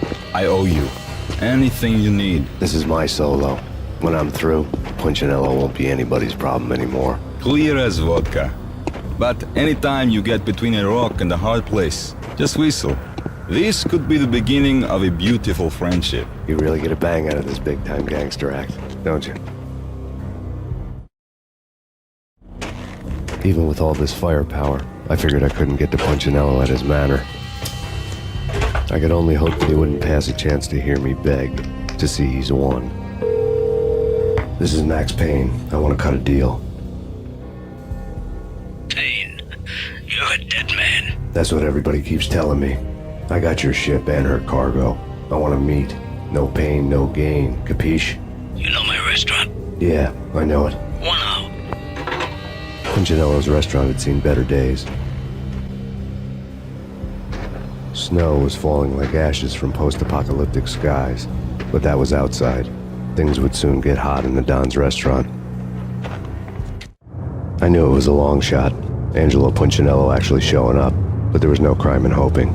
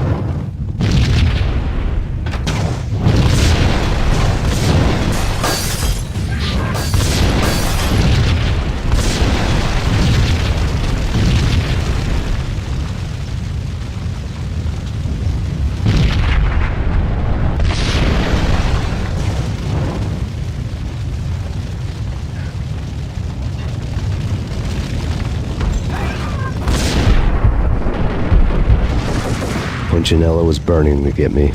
The feeling was mutual. He was trying to put out my flames with gasoline.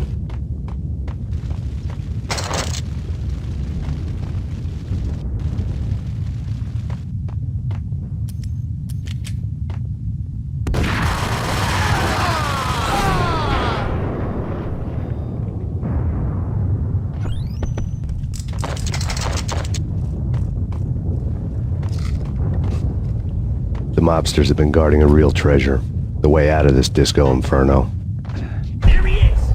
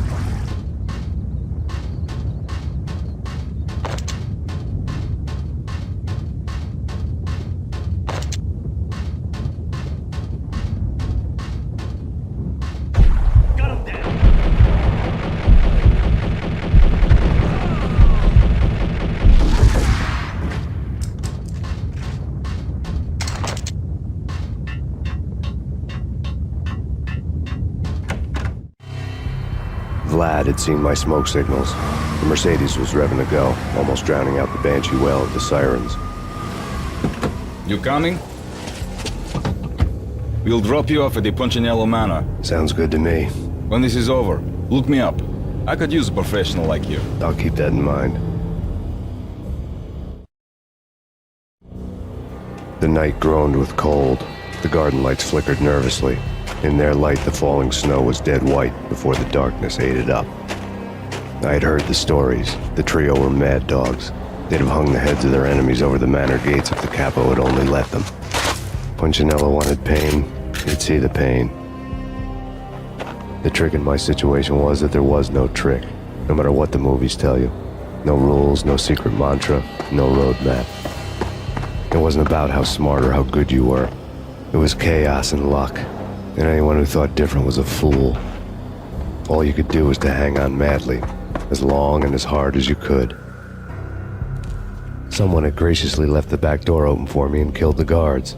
My money was on Mona. I knew the trio would be standing between me and Punchinello. I had read their rap sheets, thick as phone books. No one would be walking out of here alive.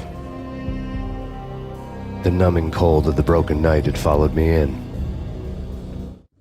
Upstairs, the trio tangoed down the manor halls to the silent rhythm of their murderous hearts. The blood of their victims rust on their lips.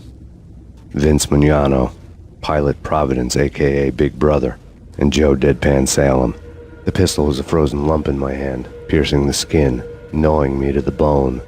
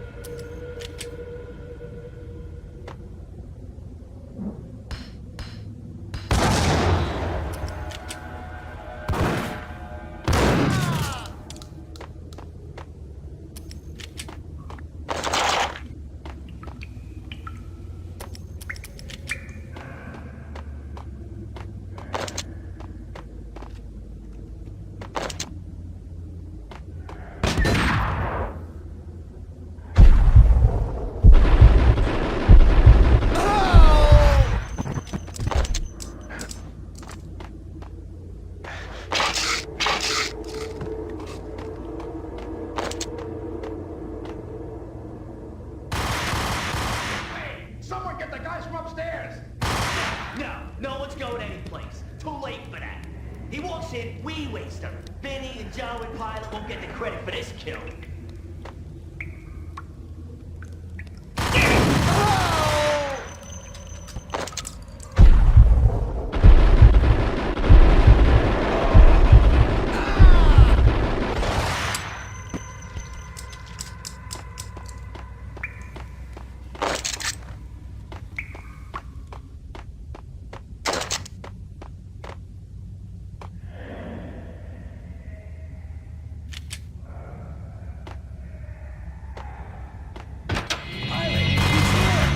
It didn't take me long to run into the trio. The word on Lisa Punchinello was that she was a bit of a witch. The tarot cards on the kitchen table fit the picture. They weren't my kind of cards, but I was willing to take a crack at the hand Mrs. Punchinello had dealt. The first card was the tower. Maybe that was supposed to be the manor. It got easy after that. The devil was the master of the house, and death was me, coming for him.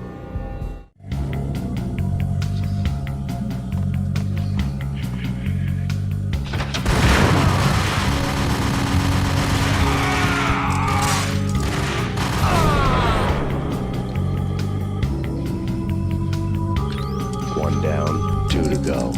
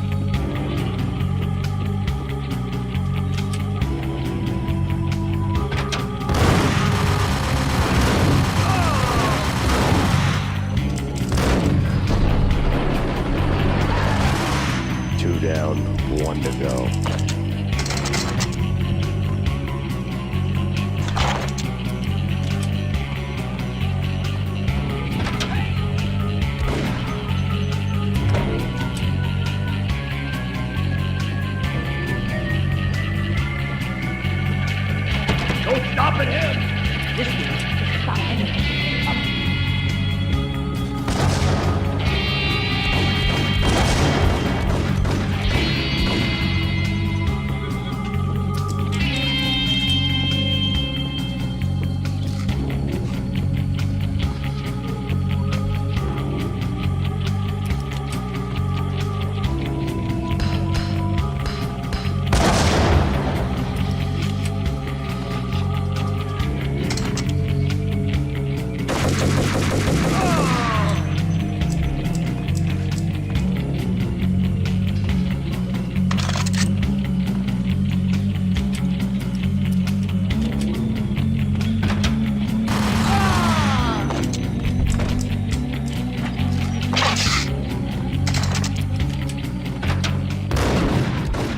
It was too late for her.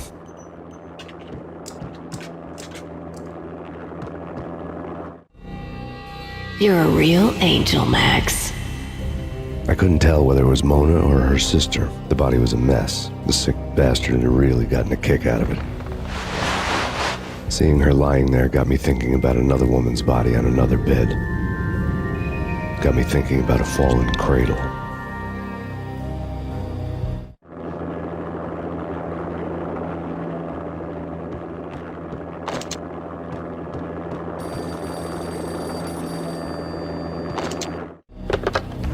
Max Payne. Talk to me. Alfred Woden. You've got company. An armed helicopter just landed on the manor grounds. You must hurry. The more the merrier.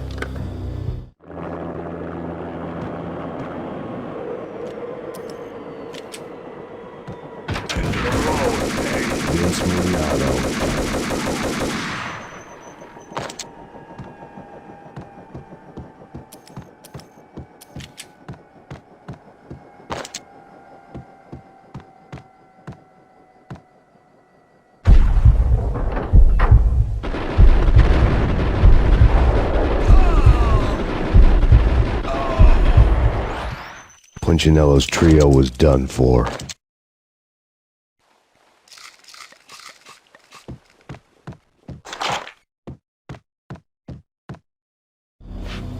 Outside my door. Hurry. He's coming for me. You gotta hurry. Please. I could hear Punchinello on the phone begging for help.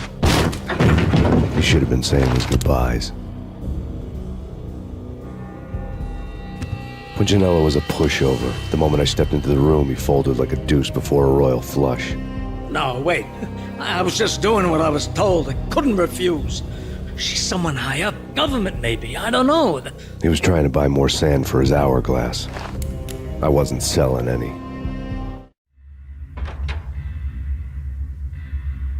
No, I told him not to.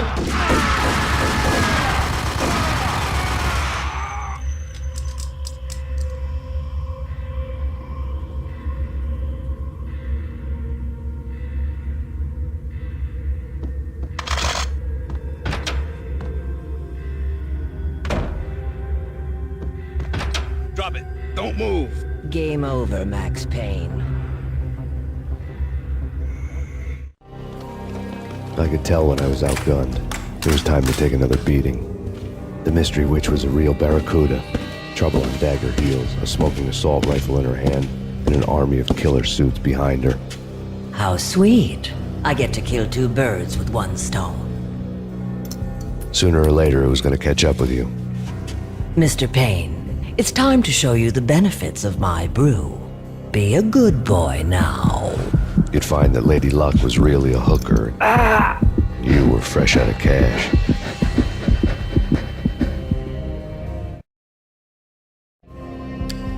Gentlemen, we're done here. Take me to Cold Steel. She had just given me an OD of Valkyr. I could feel green fire eating my brains. They turned to steam. They did a fade on me. I'd never had a chance. The witch had got me just as sure as if she put a gun to my head and pulled the trigger. The shadows rushed me, bruised mugshot faces hungry for revenge. They knew my weak spots and closed in for the kill. The floor turned into a vortex of green blood. I fell. The flesh of fallen angels.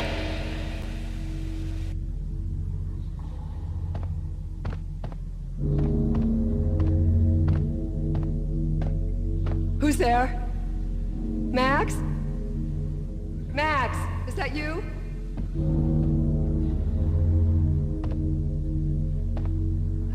Max? Where are you, Max? Please.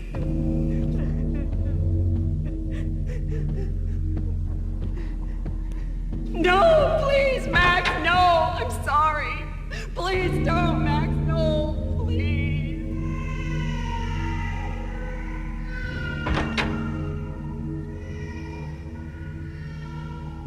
Max? Where are you, Max? Please. The letter was staring at me.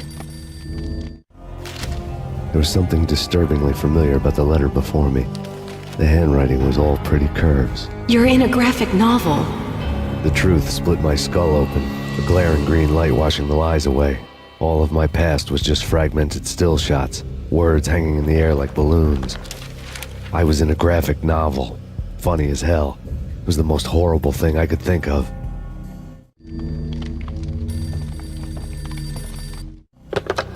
Bartender is shiny stuff and dreams are made of stooped necromancers. He sings like a banana wrist, having strayed too close to the constellations on their shaved skulls. There was a bad line in a prank call. Someone spouting insane babble. I couldn't make sense of it. But I had an overwhelming sense of deja vu. The caller's voice sounded oddly familiar.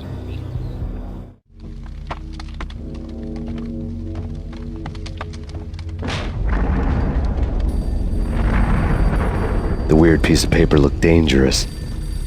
There was something disturbingly familiar about the letter before me. The handwriting was all pretty curves. You're in a computer game, Max. The truth was a burning green crack through my brain, weapon statistics hanging in the air, glimpsed out of the corner of my eye, endless repetition of the act of shooting, time slowing down to show off my moves, the paranoid feel of someone controlling my every step. I was in a computer game. Funny as hell, it was the most horrible thing I could think of.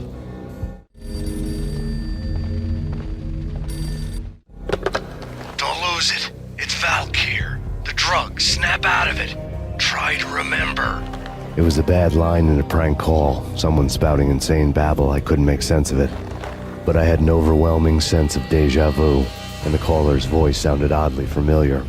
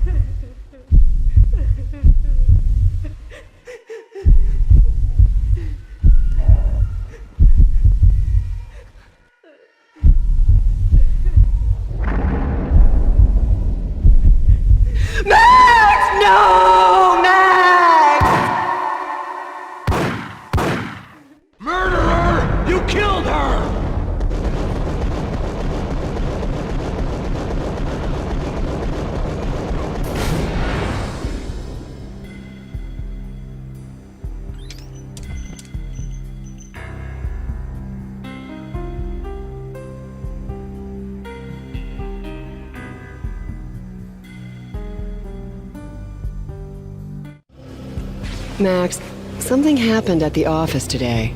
A strange memo. Something about Vikings. Honey, I gotta run. You can tell me all about it this evening. Have a nice day, darling. The bullet holes were rubies on her chest, blood glowing on her ivory skin. She was so beautiful. The killer was smiling. The flesh of fallen angels. Slowly, the green nightmare faded, leaving dark stains on my soul that would never come off. I felt like flatlining. I was all shook up. I woke up in a cold sweat, sick and tired to the bone, lying in a puddle of my own puke. The hag had said take me to Cold Steel before it had all gone crazy. It was a clue, the only one I had. It took me forever to crawl back to my feet and hit the road, but when I did, I drove straight to Cold Steel Foundry outside the city. There was a whole lot of action around the place for a freezing winter night. Trucks coming and going, men running. I had the drop on the mystery witch. She thought I was dead. I was on her blind side. I was going in. The bad trip had put me in a crazy mood, adrenaline pumping through my aching veins. Staggering on the mill roof in ice and snow and wild wind, I was a ninja. My kung fu was strong. I wasn't kidding anybody. At best, I was Superman on Kryptonite about to fall through a skylight, down to where it was all going down. A half-abandoned industrial area in the middle of nowhere. The factory was a perfect front for any number of illegal activities.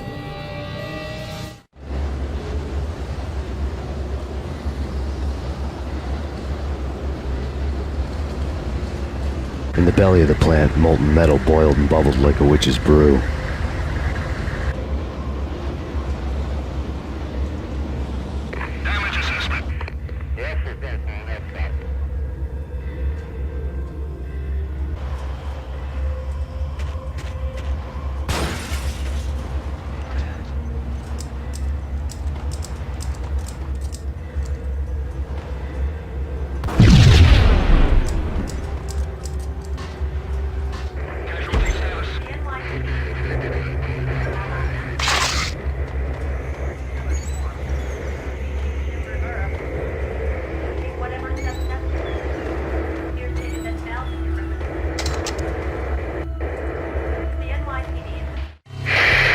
Life-threatening weather conditions. A record-breaking killer storm. In the city's history, vehicles stuck in snow. Heavy snowfall. Forecast shows severe weather is expected to continue. Out in the night, snow fell like confetti over the Devil's Parade. The storm was anything but over.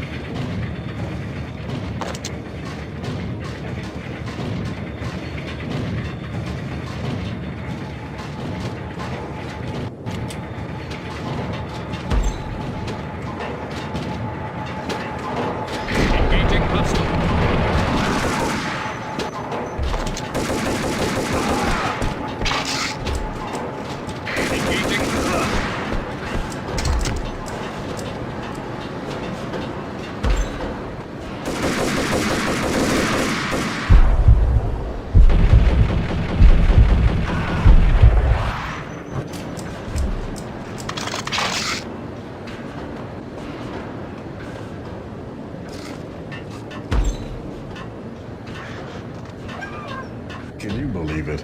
I bet they sleep with their...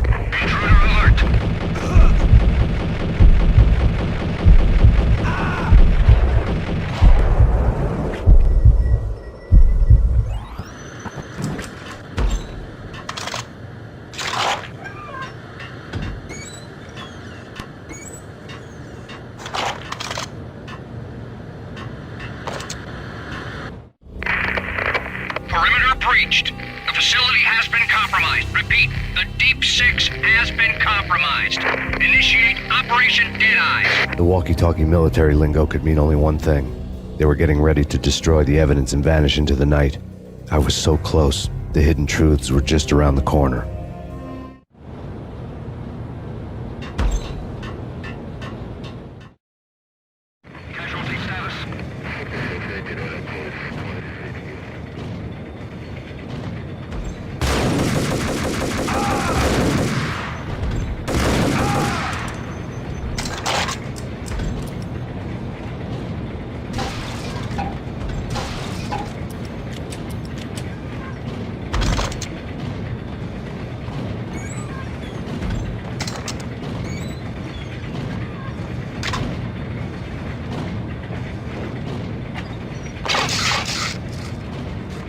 The folder on the table told a grim tale. The mercenaries were running a tight operation, paperwork and all. Merchandise missing again. A chemist had tried to smuggle it out for his own private party. Locked him up in cell B7 in D6's old test facility to wait for proper processing. I was close enough to hear the secrets, just beyond the next doorway.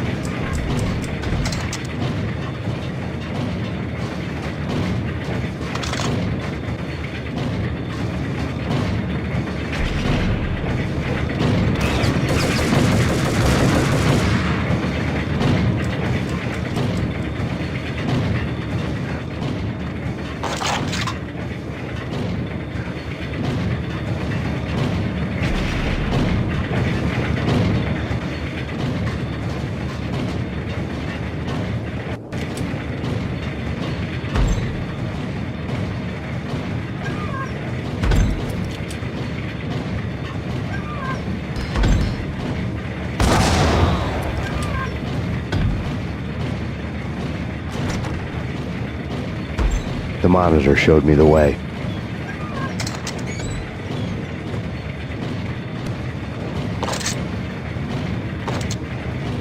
Processing diagrams filled the control room screens, all but one. An elevator titled D6 on one of the screens, somewhere onwards, past rows of ovens, in the core of the plant.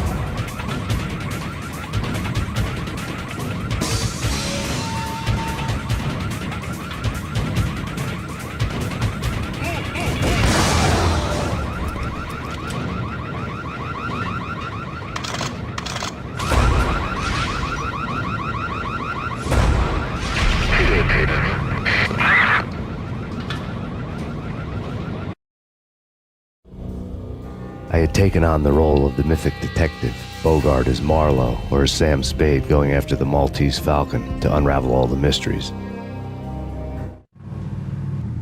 Following a path of clues to that final revelation, even if it would take me down to the cold, cavernous depths of a grave. You can't do this! My men are still inside! Do you have any idea why this is called Operation Deadeyes?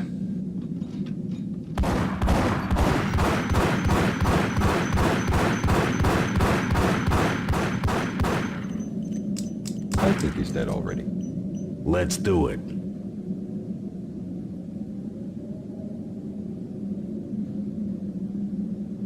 Attention all personnel. The self-destruction sequence has been initiated. Evacuate the complex immediately. Repeat, We've got company. The self-destruction sequence has been initiated. Proceed to the nearest exit immediately.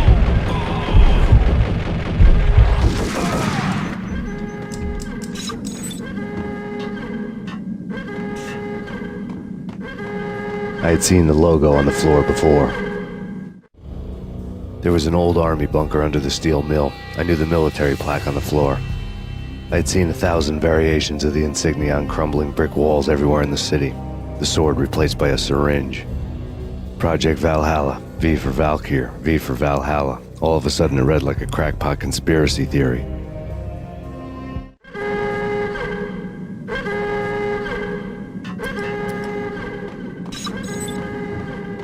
Abort! The self-destruction sequence is pulled!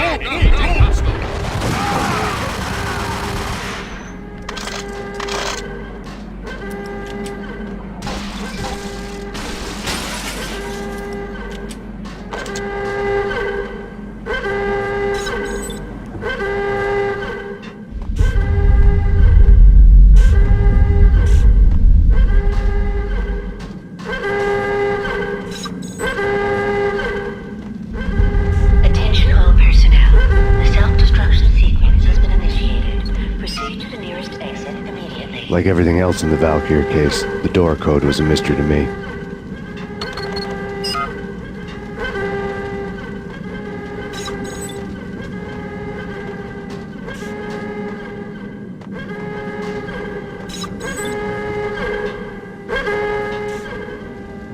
Decontamination in progress. The chemist had been using the workstation when he died. The half-life of the lab rat had ended online, his password blinking on the screen. 665, the neighbor of the beast.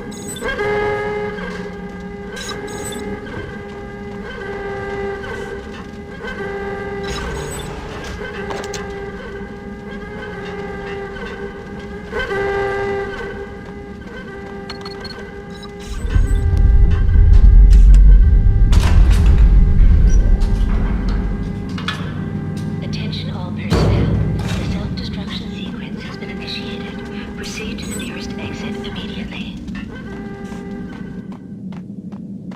Hey! In here! Hey! Get me out! Thanks. I thought I was gonna die in there for sure. I need you to get me through the decontamination chamber airlock. You're crazy! No way! The place is blowing up, for Christ's sakes! Either that or back to the cell. Your choice. Okay, I'll do it. I'll do it.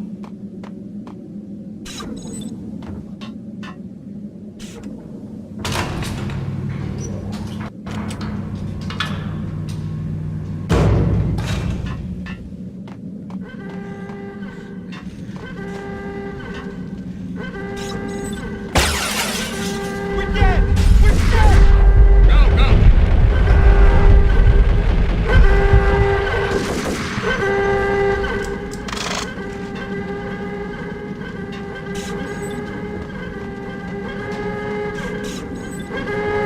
Attention all personnel. Decontamination in progress has been initiated. Proceed to the nearest exit immediately. Decontamination complete.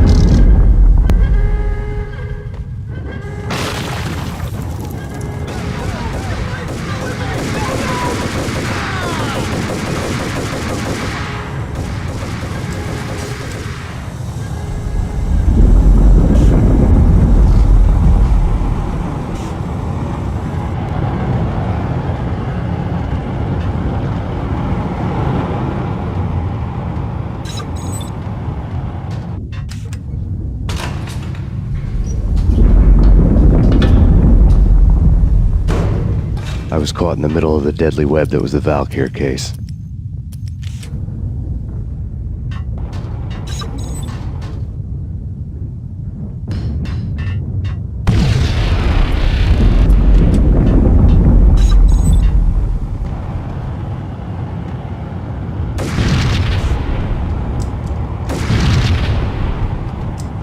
One of the lab terminals had the project logo on the screen. Top secret. Project Valhalla. U.S. Army. Yggdrasil Network. Valhalla. The otherworldly place in Norse mythology where the bravest heroes spent their afterlife feasting and fighting forever. Their wounds miraculously healed night after night. Valkyr. The maidens who chose the most courageous Viking warriors and carried them to Valhalla. 1991. The research objective is to create a chemical substance to enhance the stamina and morale of infantry troops. 1995. Results unsatisfactory. Project cancelled. Someone had decided to continue the sick experiment unauthorized. Project compromised. Data leak. Fix the damage by any means necessary. Security clearance red. Authorized by the project lead. Field test. Double the dosage for all the remaining test subjects. Observe and record the subject's behavior in an urban setting. The drop-off point was my old address in New Jersey. The file dated 3 years ago.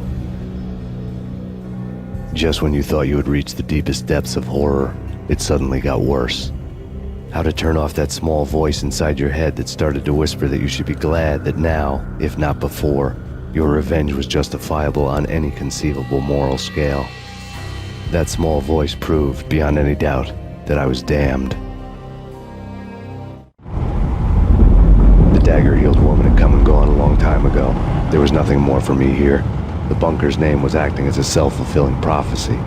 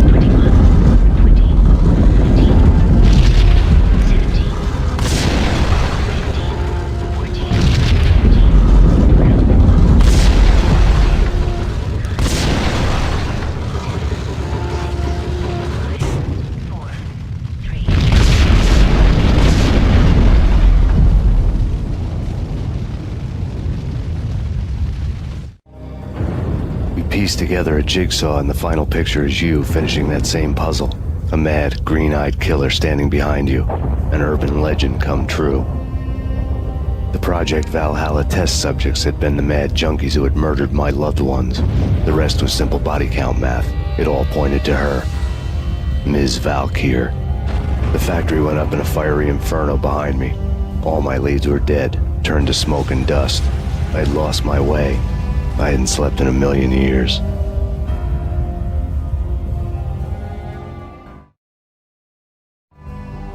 I felt thin as death. I've been living on an endless supply of week-old donuts. They were fuel for this crazy furnace inside my head. I couldn't remember when I had last seen the sun. I was on a permanent graveyard shift.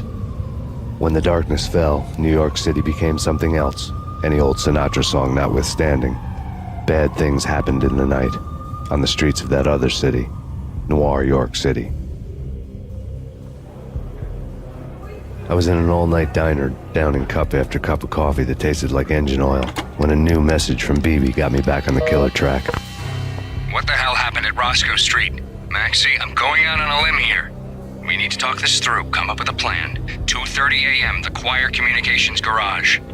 The more I thought about Alex's murder and the frame-up, the more it felt like an inside job. I should have seen it coming.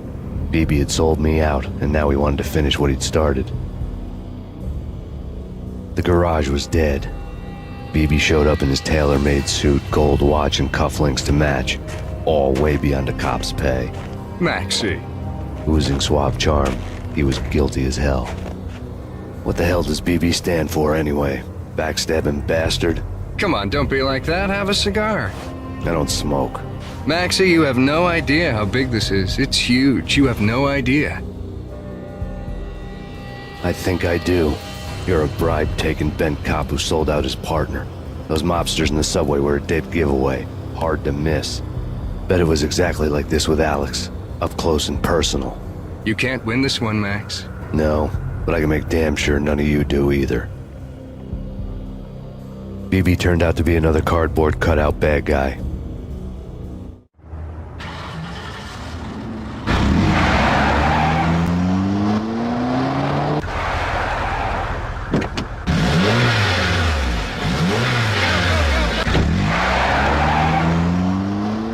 A bad cop on the take. A cowardly right-hand man fleeing from the scene, leaving his paid thugs to do his dirty work.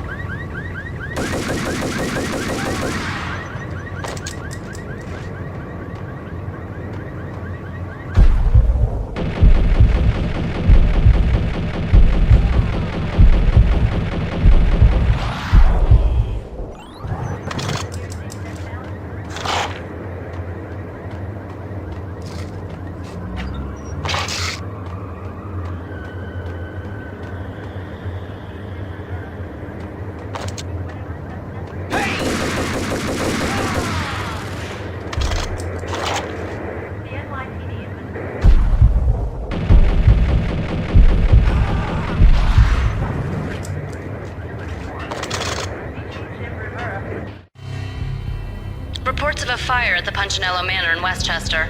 The manor is the home of Angelo Punchinello, the alleged head of the Punchinello crime family. The police are now saying, contrary to their earlier statements, that Max Payne is still alive and at large. He continues his vendetta against the Mafia, of which this last act of arson is attributed to. I had no recollection of setting any fires, but I did remember the flames.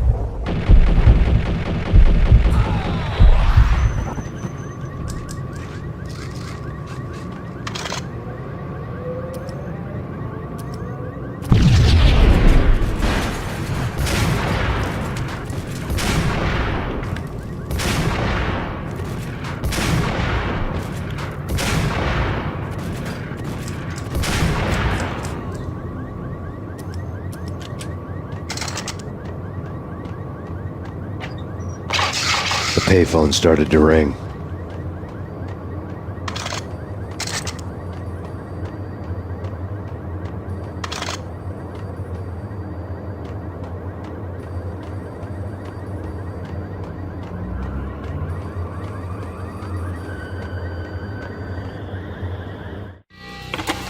Yeah. Max Payne? Whatever does it for you. This is Alfred Woden. I can give you the name of your enemy. Come to the Asgard building presently. We are expecting you.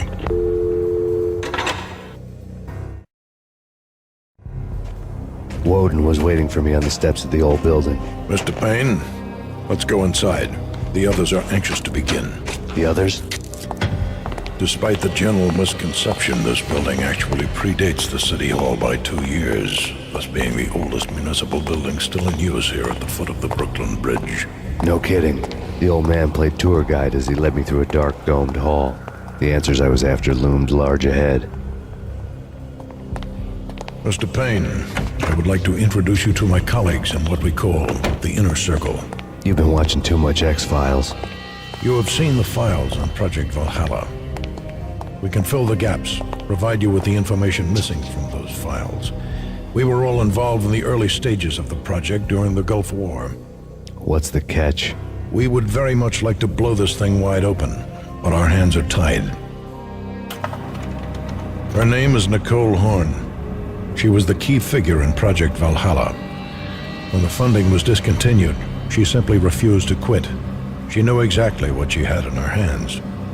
Nicole Horn is the president of Acer Corporation. She has more than half the city in her pocket. This must be kept under wraps. If you try to go public with this, we will deny any knowledge.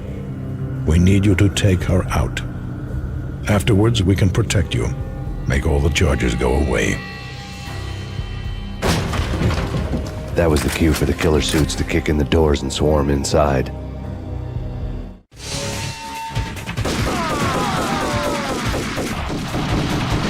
It was an impressive floor show, but I decided to leave early anyway. It was only a one-story fall. Lucky me.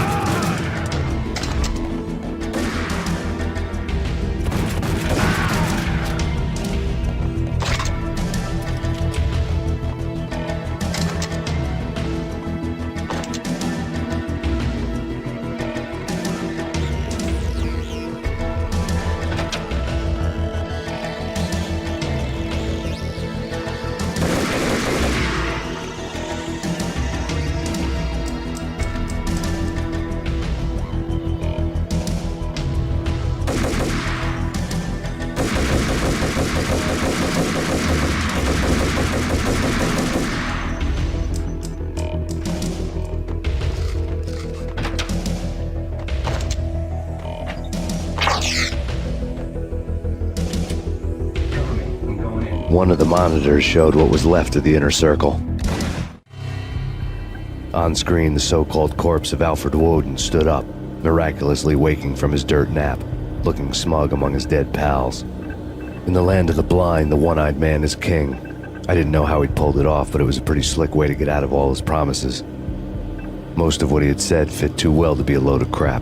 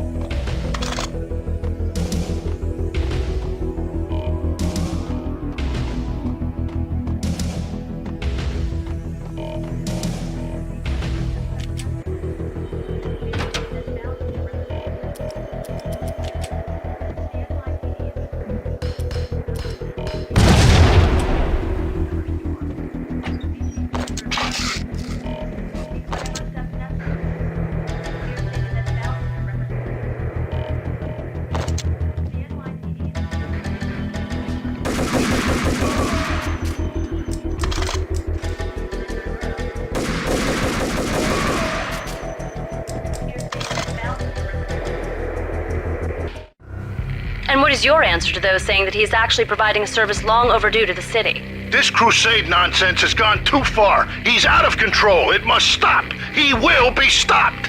That was Deputy Chief Jim Rivera from the New York City Police Department.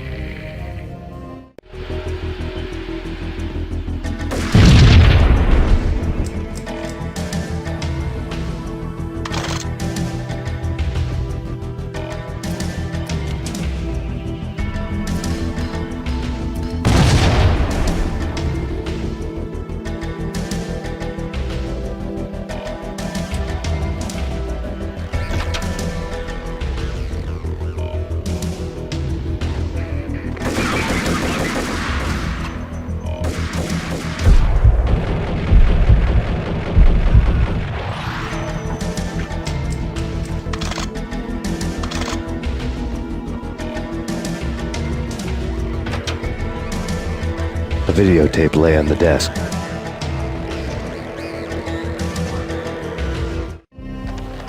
Nicole Horn had blackmailed the inner circle into silence. The tape came with a curt extortion note on a piece of expensive paper. I remembered Candy Dawn taping her clients in action on the side, selling the tapes to the highest bidder. I was sure that kinky sex was nowhere near Alfred Woden's worst sin, but I had a feeling that when this was over, any collateral would come in handy.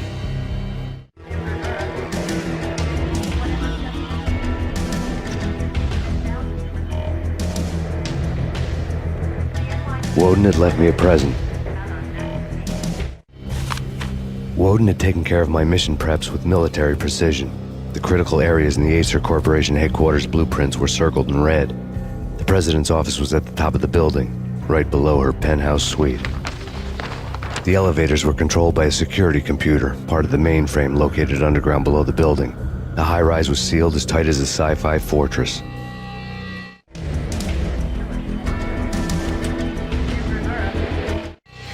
Nothing seems to stop Acer Corporation's phenomenal victory march. Incredibly, the stocks are still rocketing. Worried experts already see a danger in the company's success. Some have gone as far as to say that Acer Corporation is about to become an even bigger monopoly than Microsoft ever was.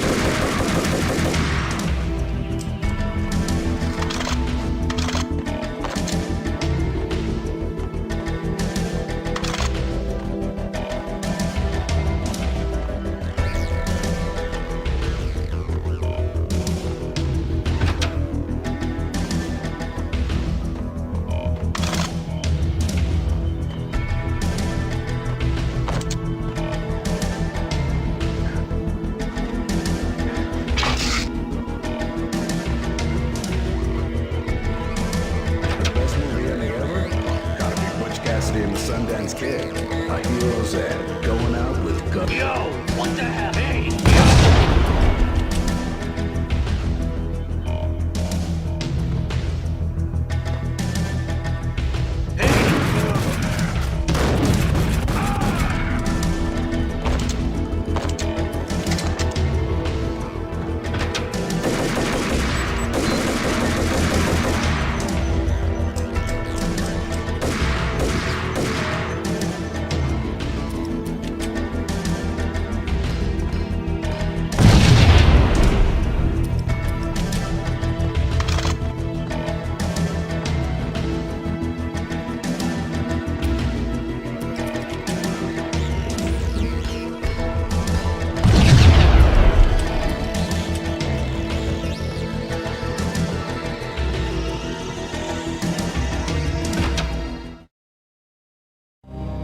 I had dreamed of revenge. Those dreams were always nightmares, of coming close and then failing.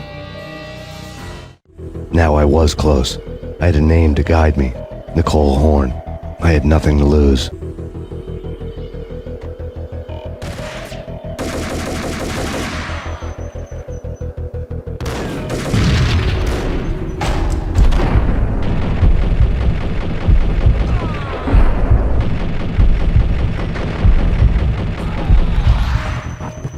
The Inner Circle had quite a track record. Project Valhalla had not been the only thing the Inner Circle had been involved in. There were rows of cabinets full of files. The Serpentine Secret Society went back a long way, always pulling strings from the shadows. I couldn't say I was sorry. Woden's move in some Byzantine power game had cut the Circle's membership roster to 1. The old man wanted me on cleanup duty. It was my mess too.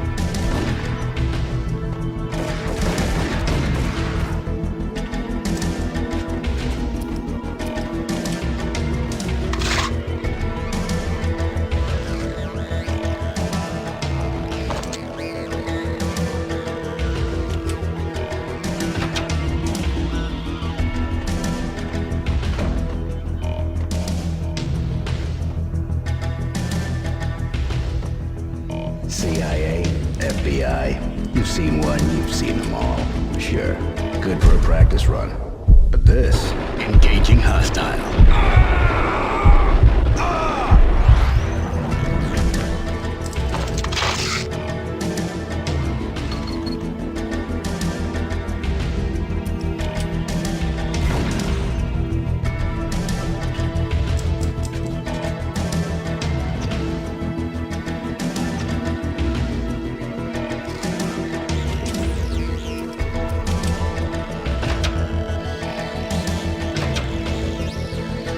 Take him down. Shoot to kill. Let's finish this.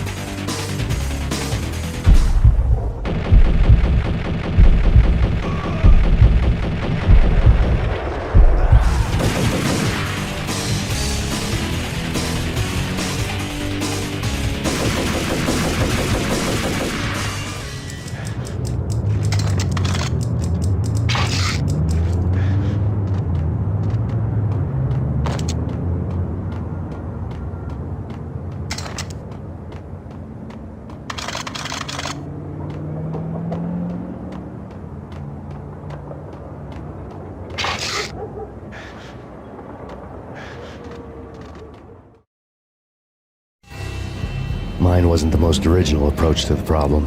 It wasn't as if it hadn't all been done before. An eye for an eye, the first principle of revenge. Old as dirt, still going strong. The cardinal rule in going after someone with an intention to kill was not to make it personal, which it almost always ended up being anyway. It did with me. I took my time, cruising around the city in the snow. There was no hurry. I knew what I had to do now.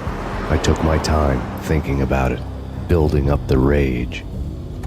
When I was ready, I parked the stolen wheels at the front entrance of the Acer Corporation headquarters. Got out, got in, got cracking. I had a bullet with Nicole Horn's name on it. I had 10,000 bullets with the Hag's name on them. She had ultra-high-tech security systems, enough mercenaries and weaponry to start World War III. There was no fear. New York disappeared behind a veil of snow.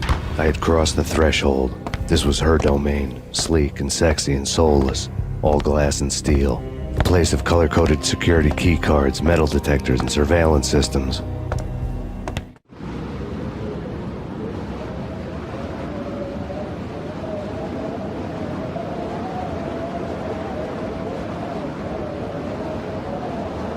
Colder than a walk-in fridge. Cold as a gun.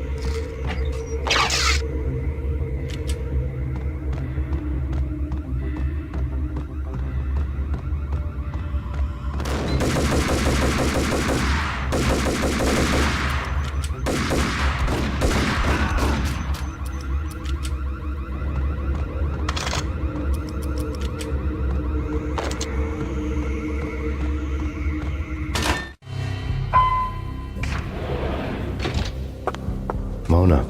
Looking good. Max, we gotta stop meeting like this. It will be a cold day in hell before I let a narc cop stop me. Miss Sachs, do your job. Relax, Max. You're a nice guy. I don't kill nice guys. You're not bad yourself. It was different when Horn wanted Punchinella dead, to cut her ties to the Mafia. He deserved to die. The same goes with her. She's the bad guy here. Her sister was whispering to her in my favor. I knew the appetites of ghosts intimately. They hungered for revenge. No! A gunshot boomed and she fell down in slow motion. She was a nice girl, not really a stone-cold killer. And now she was stone-cold dead. Like religious fanatics or loyal samurai, Horn's private army was coming at me. Terminate.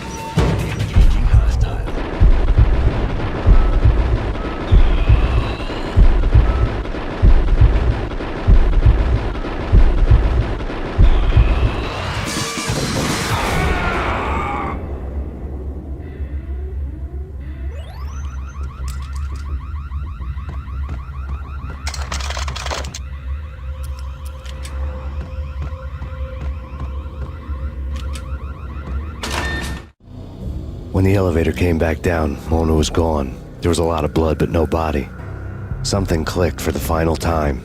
My mind had never been so clear, as if somewhere high above the storm clouds were already gone, cold stars blazing from the black skies.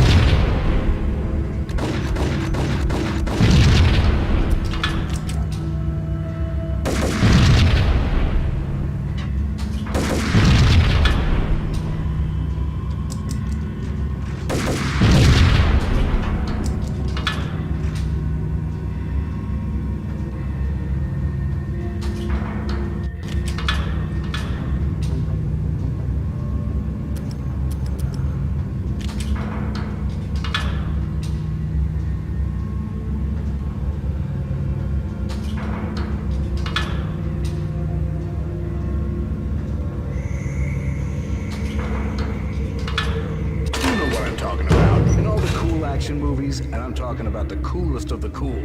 It always seems like time slows down. What the hell?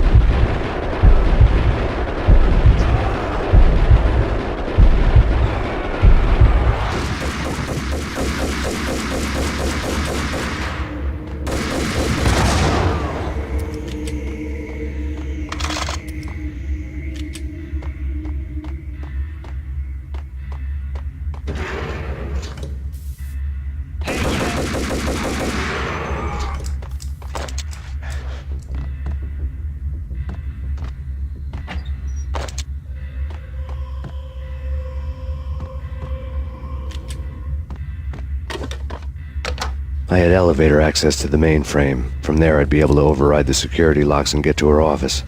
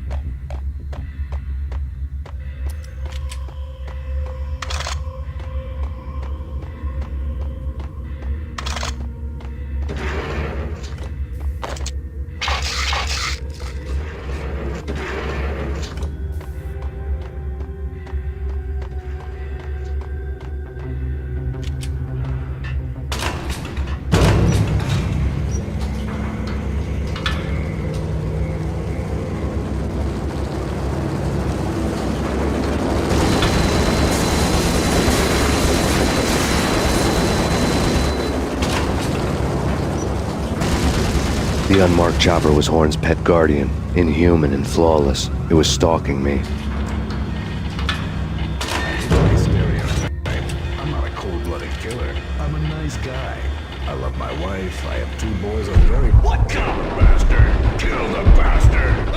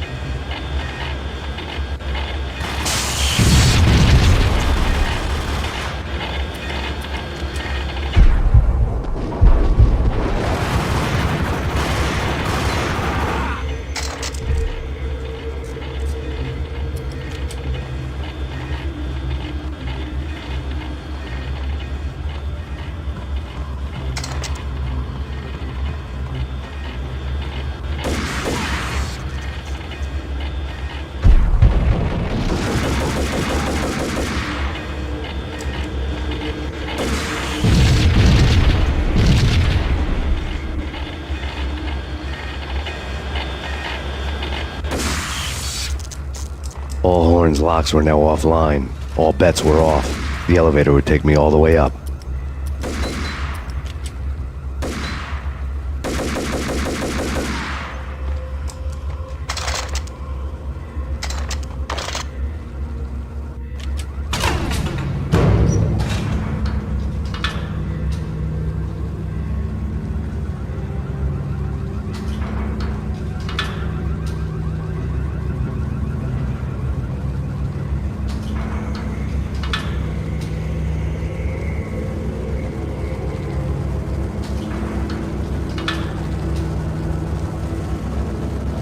Seen from this height, the night seemed to stretch on to eternity. A hint of desperation had crept into the snowstorm, as if it was trying to get it all out before the end.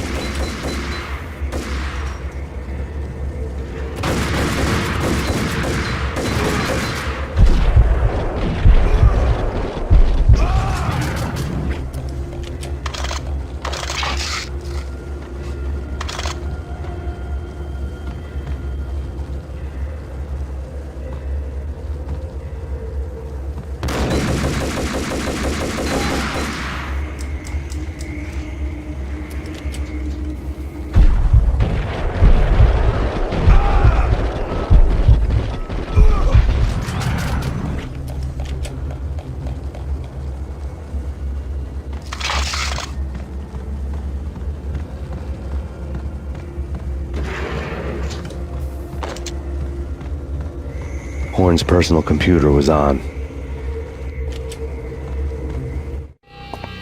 Next to the printer was a neat stack of expensive paper. Hacking through Horn's computer would have unearthed files of criminal plans, strategies for world domination, spy helicopter reports, illegal wiretap recordings, internet porno, all of the above. Take your pick.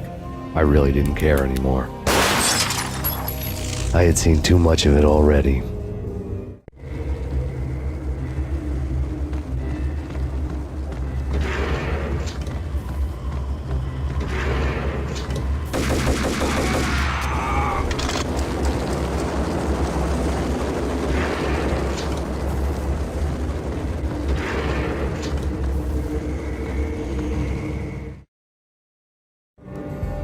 Valkyr had been meant to be a white-winged maiden that would lift you to a warrior's heaven, but it turned out to be a one-way demon ride to hell. The devil was in the drug. I knew. I had met him.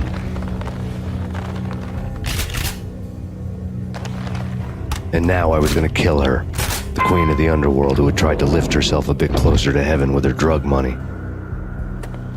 No begging, no bribes. She knew better. Honor among killers. We who were about to die. Both of us knew how this would end, in pain and suffering. All this because your wife stuck her nose into things that were none of her business. The cops were coming to take me away. The sirens were like a bad conscience I couldn't shake. It's ridiculous you've made it this far. You won't be alive when they get here. Stop him!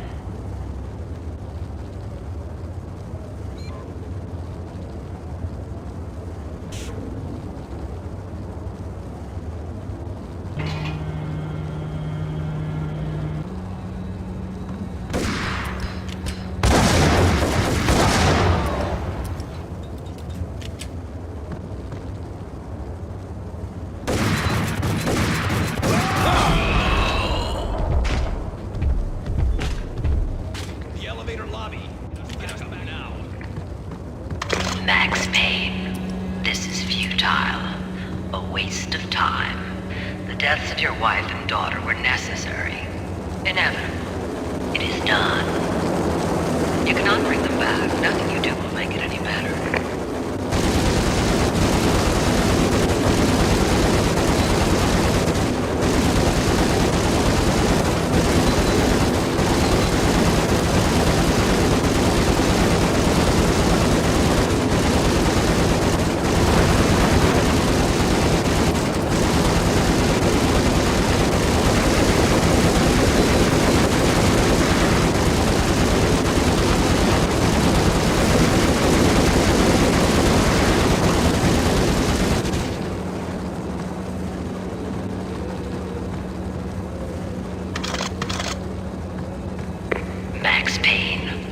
are fighting a losing battle. You cannot survive this. You will die. Stop fighting. Make it easy for yourself. Accept your fate. You will die here.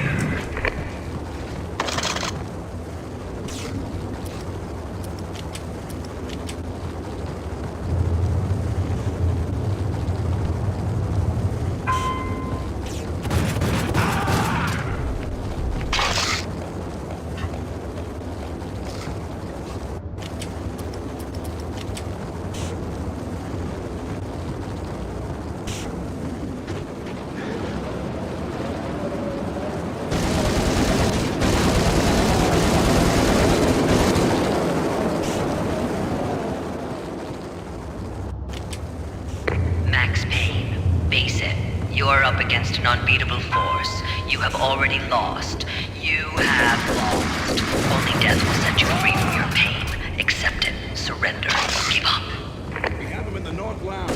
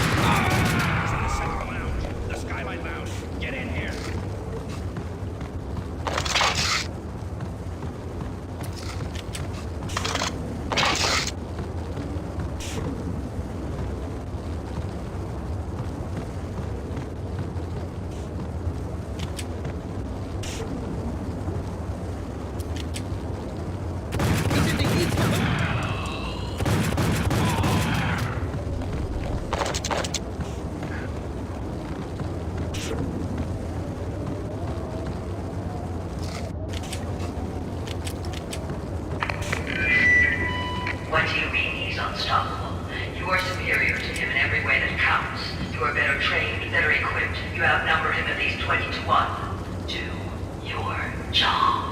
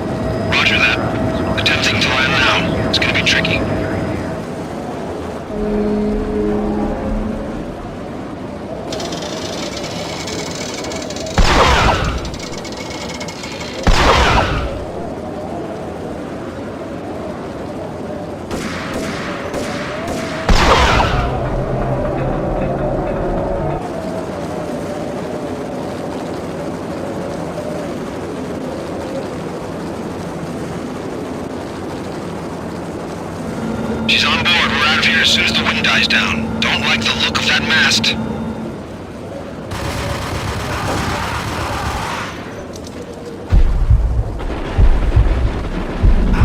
Lift off in 1 minute.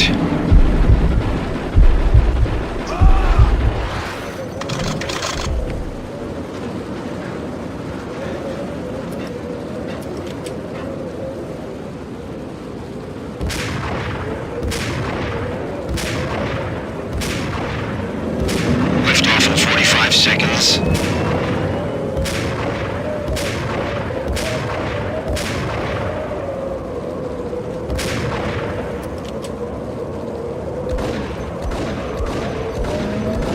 30 seconds to lift off.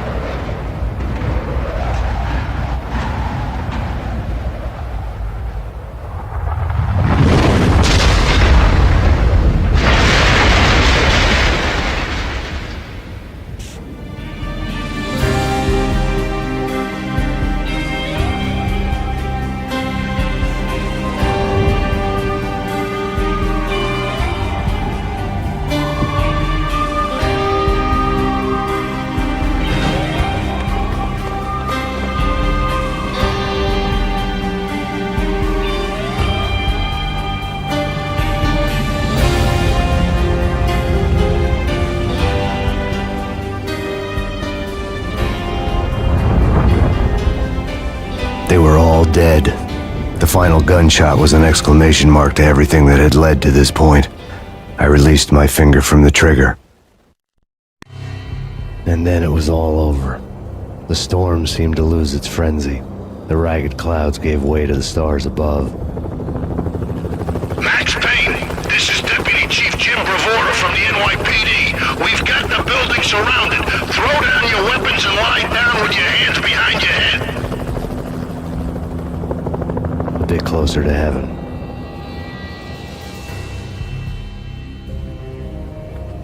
The cops' voices were distant and muted. Freeze! NYPD! Hold it right there! My ghosts released me from their haunting. Down below, New York City glittered like diamonds on black velvet. You gave us one hell of a ride. Take him down to Central Booking. You heard the man.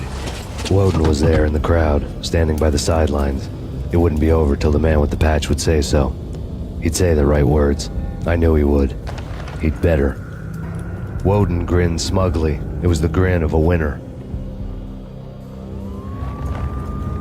That made two of us.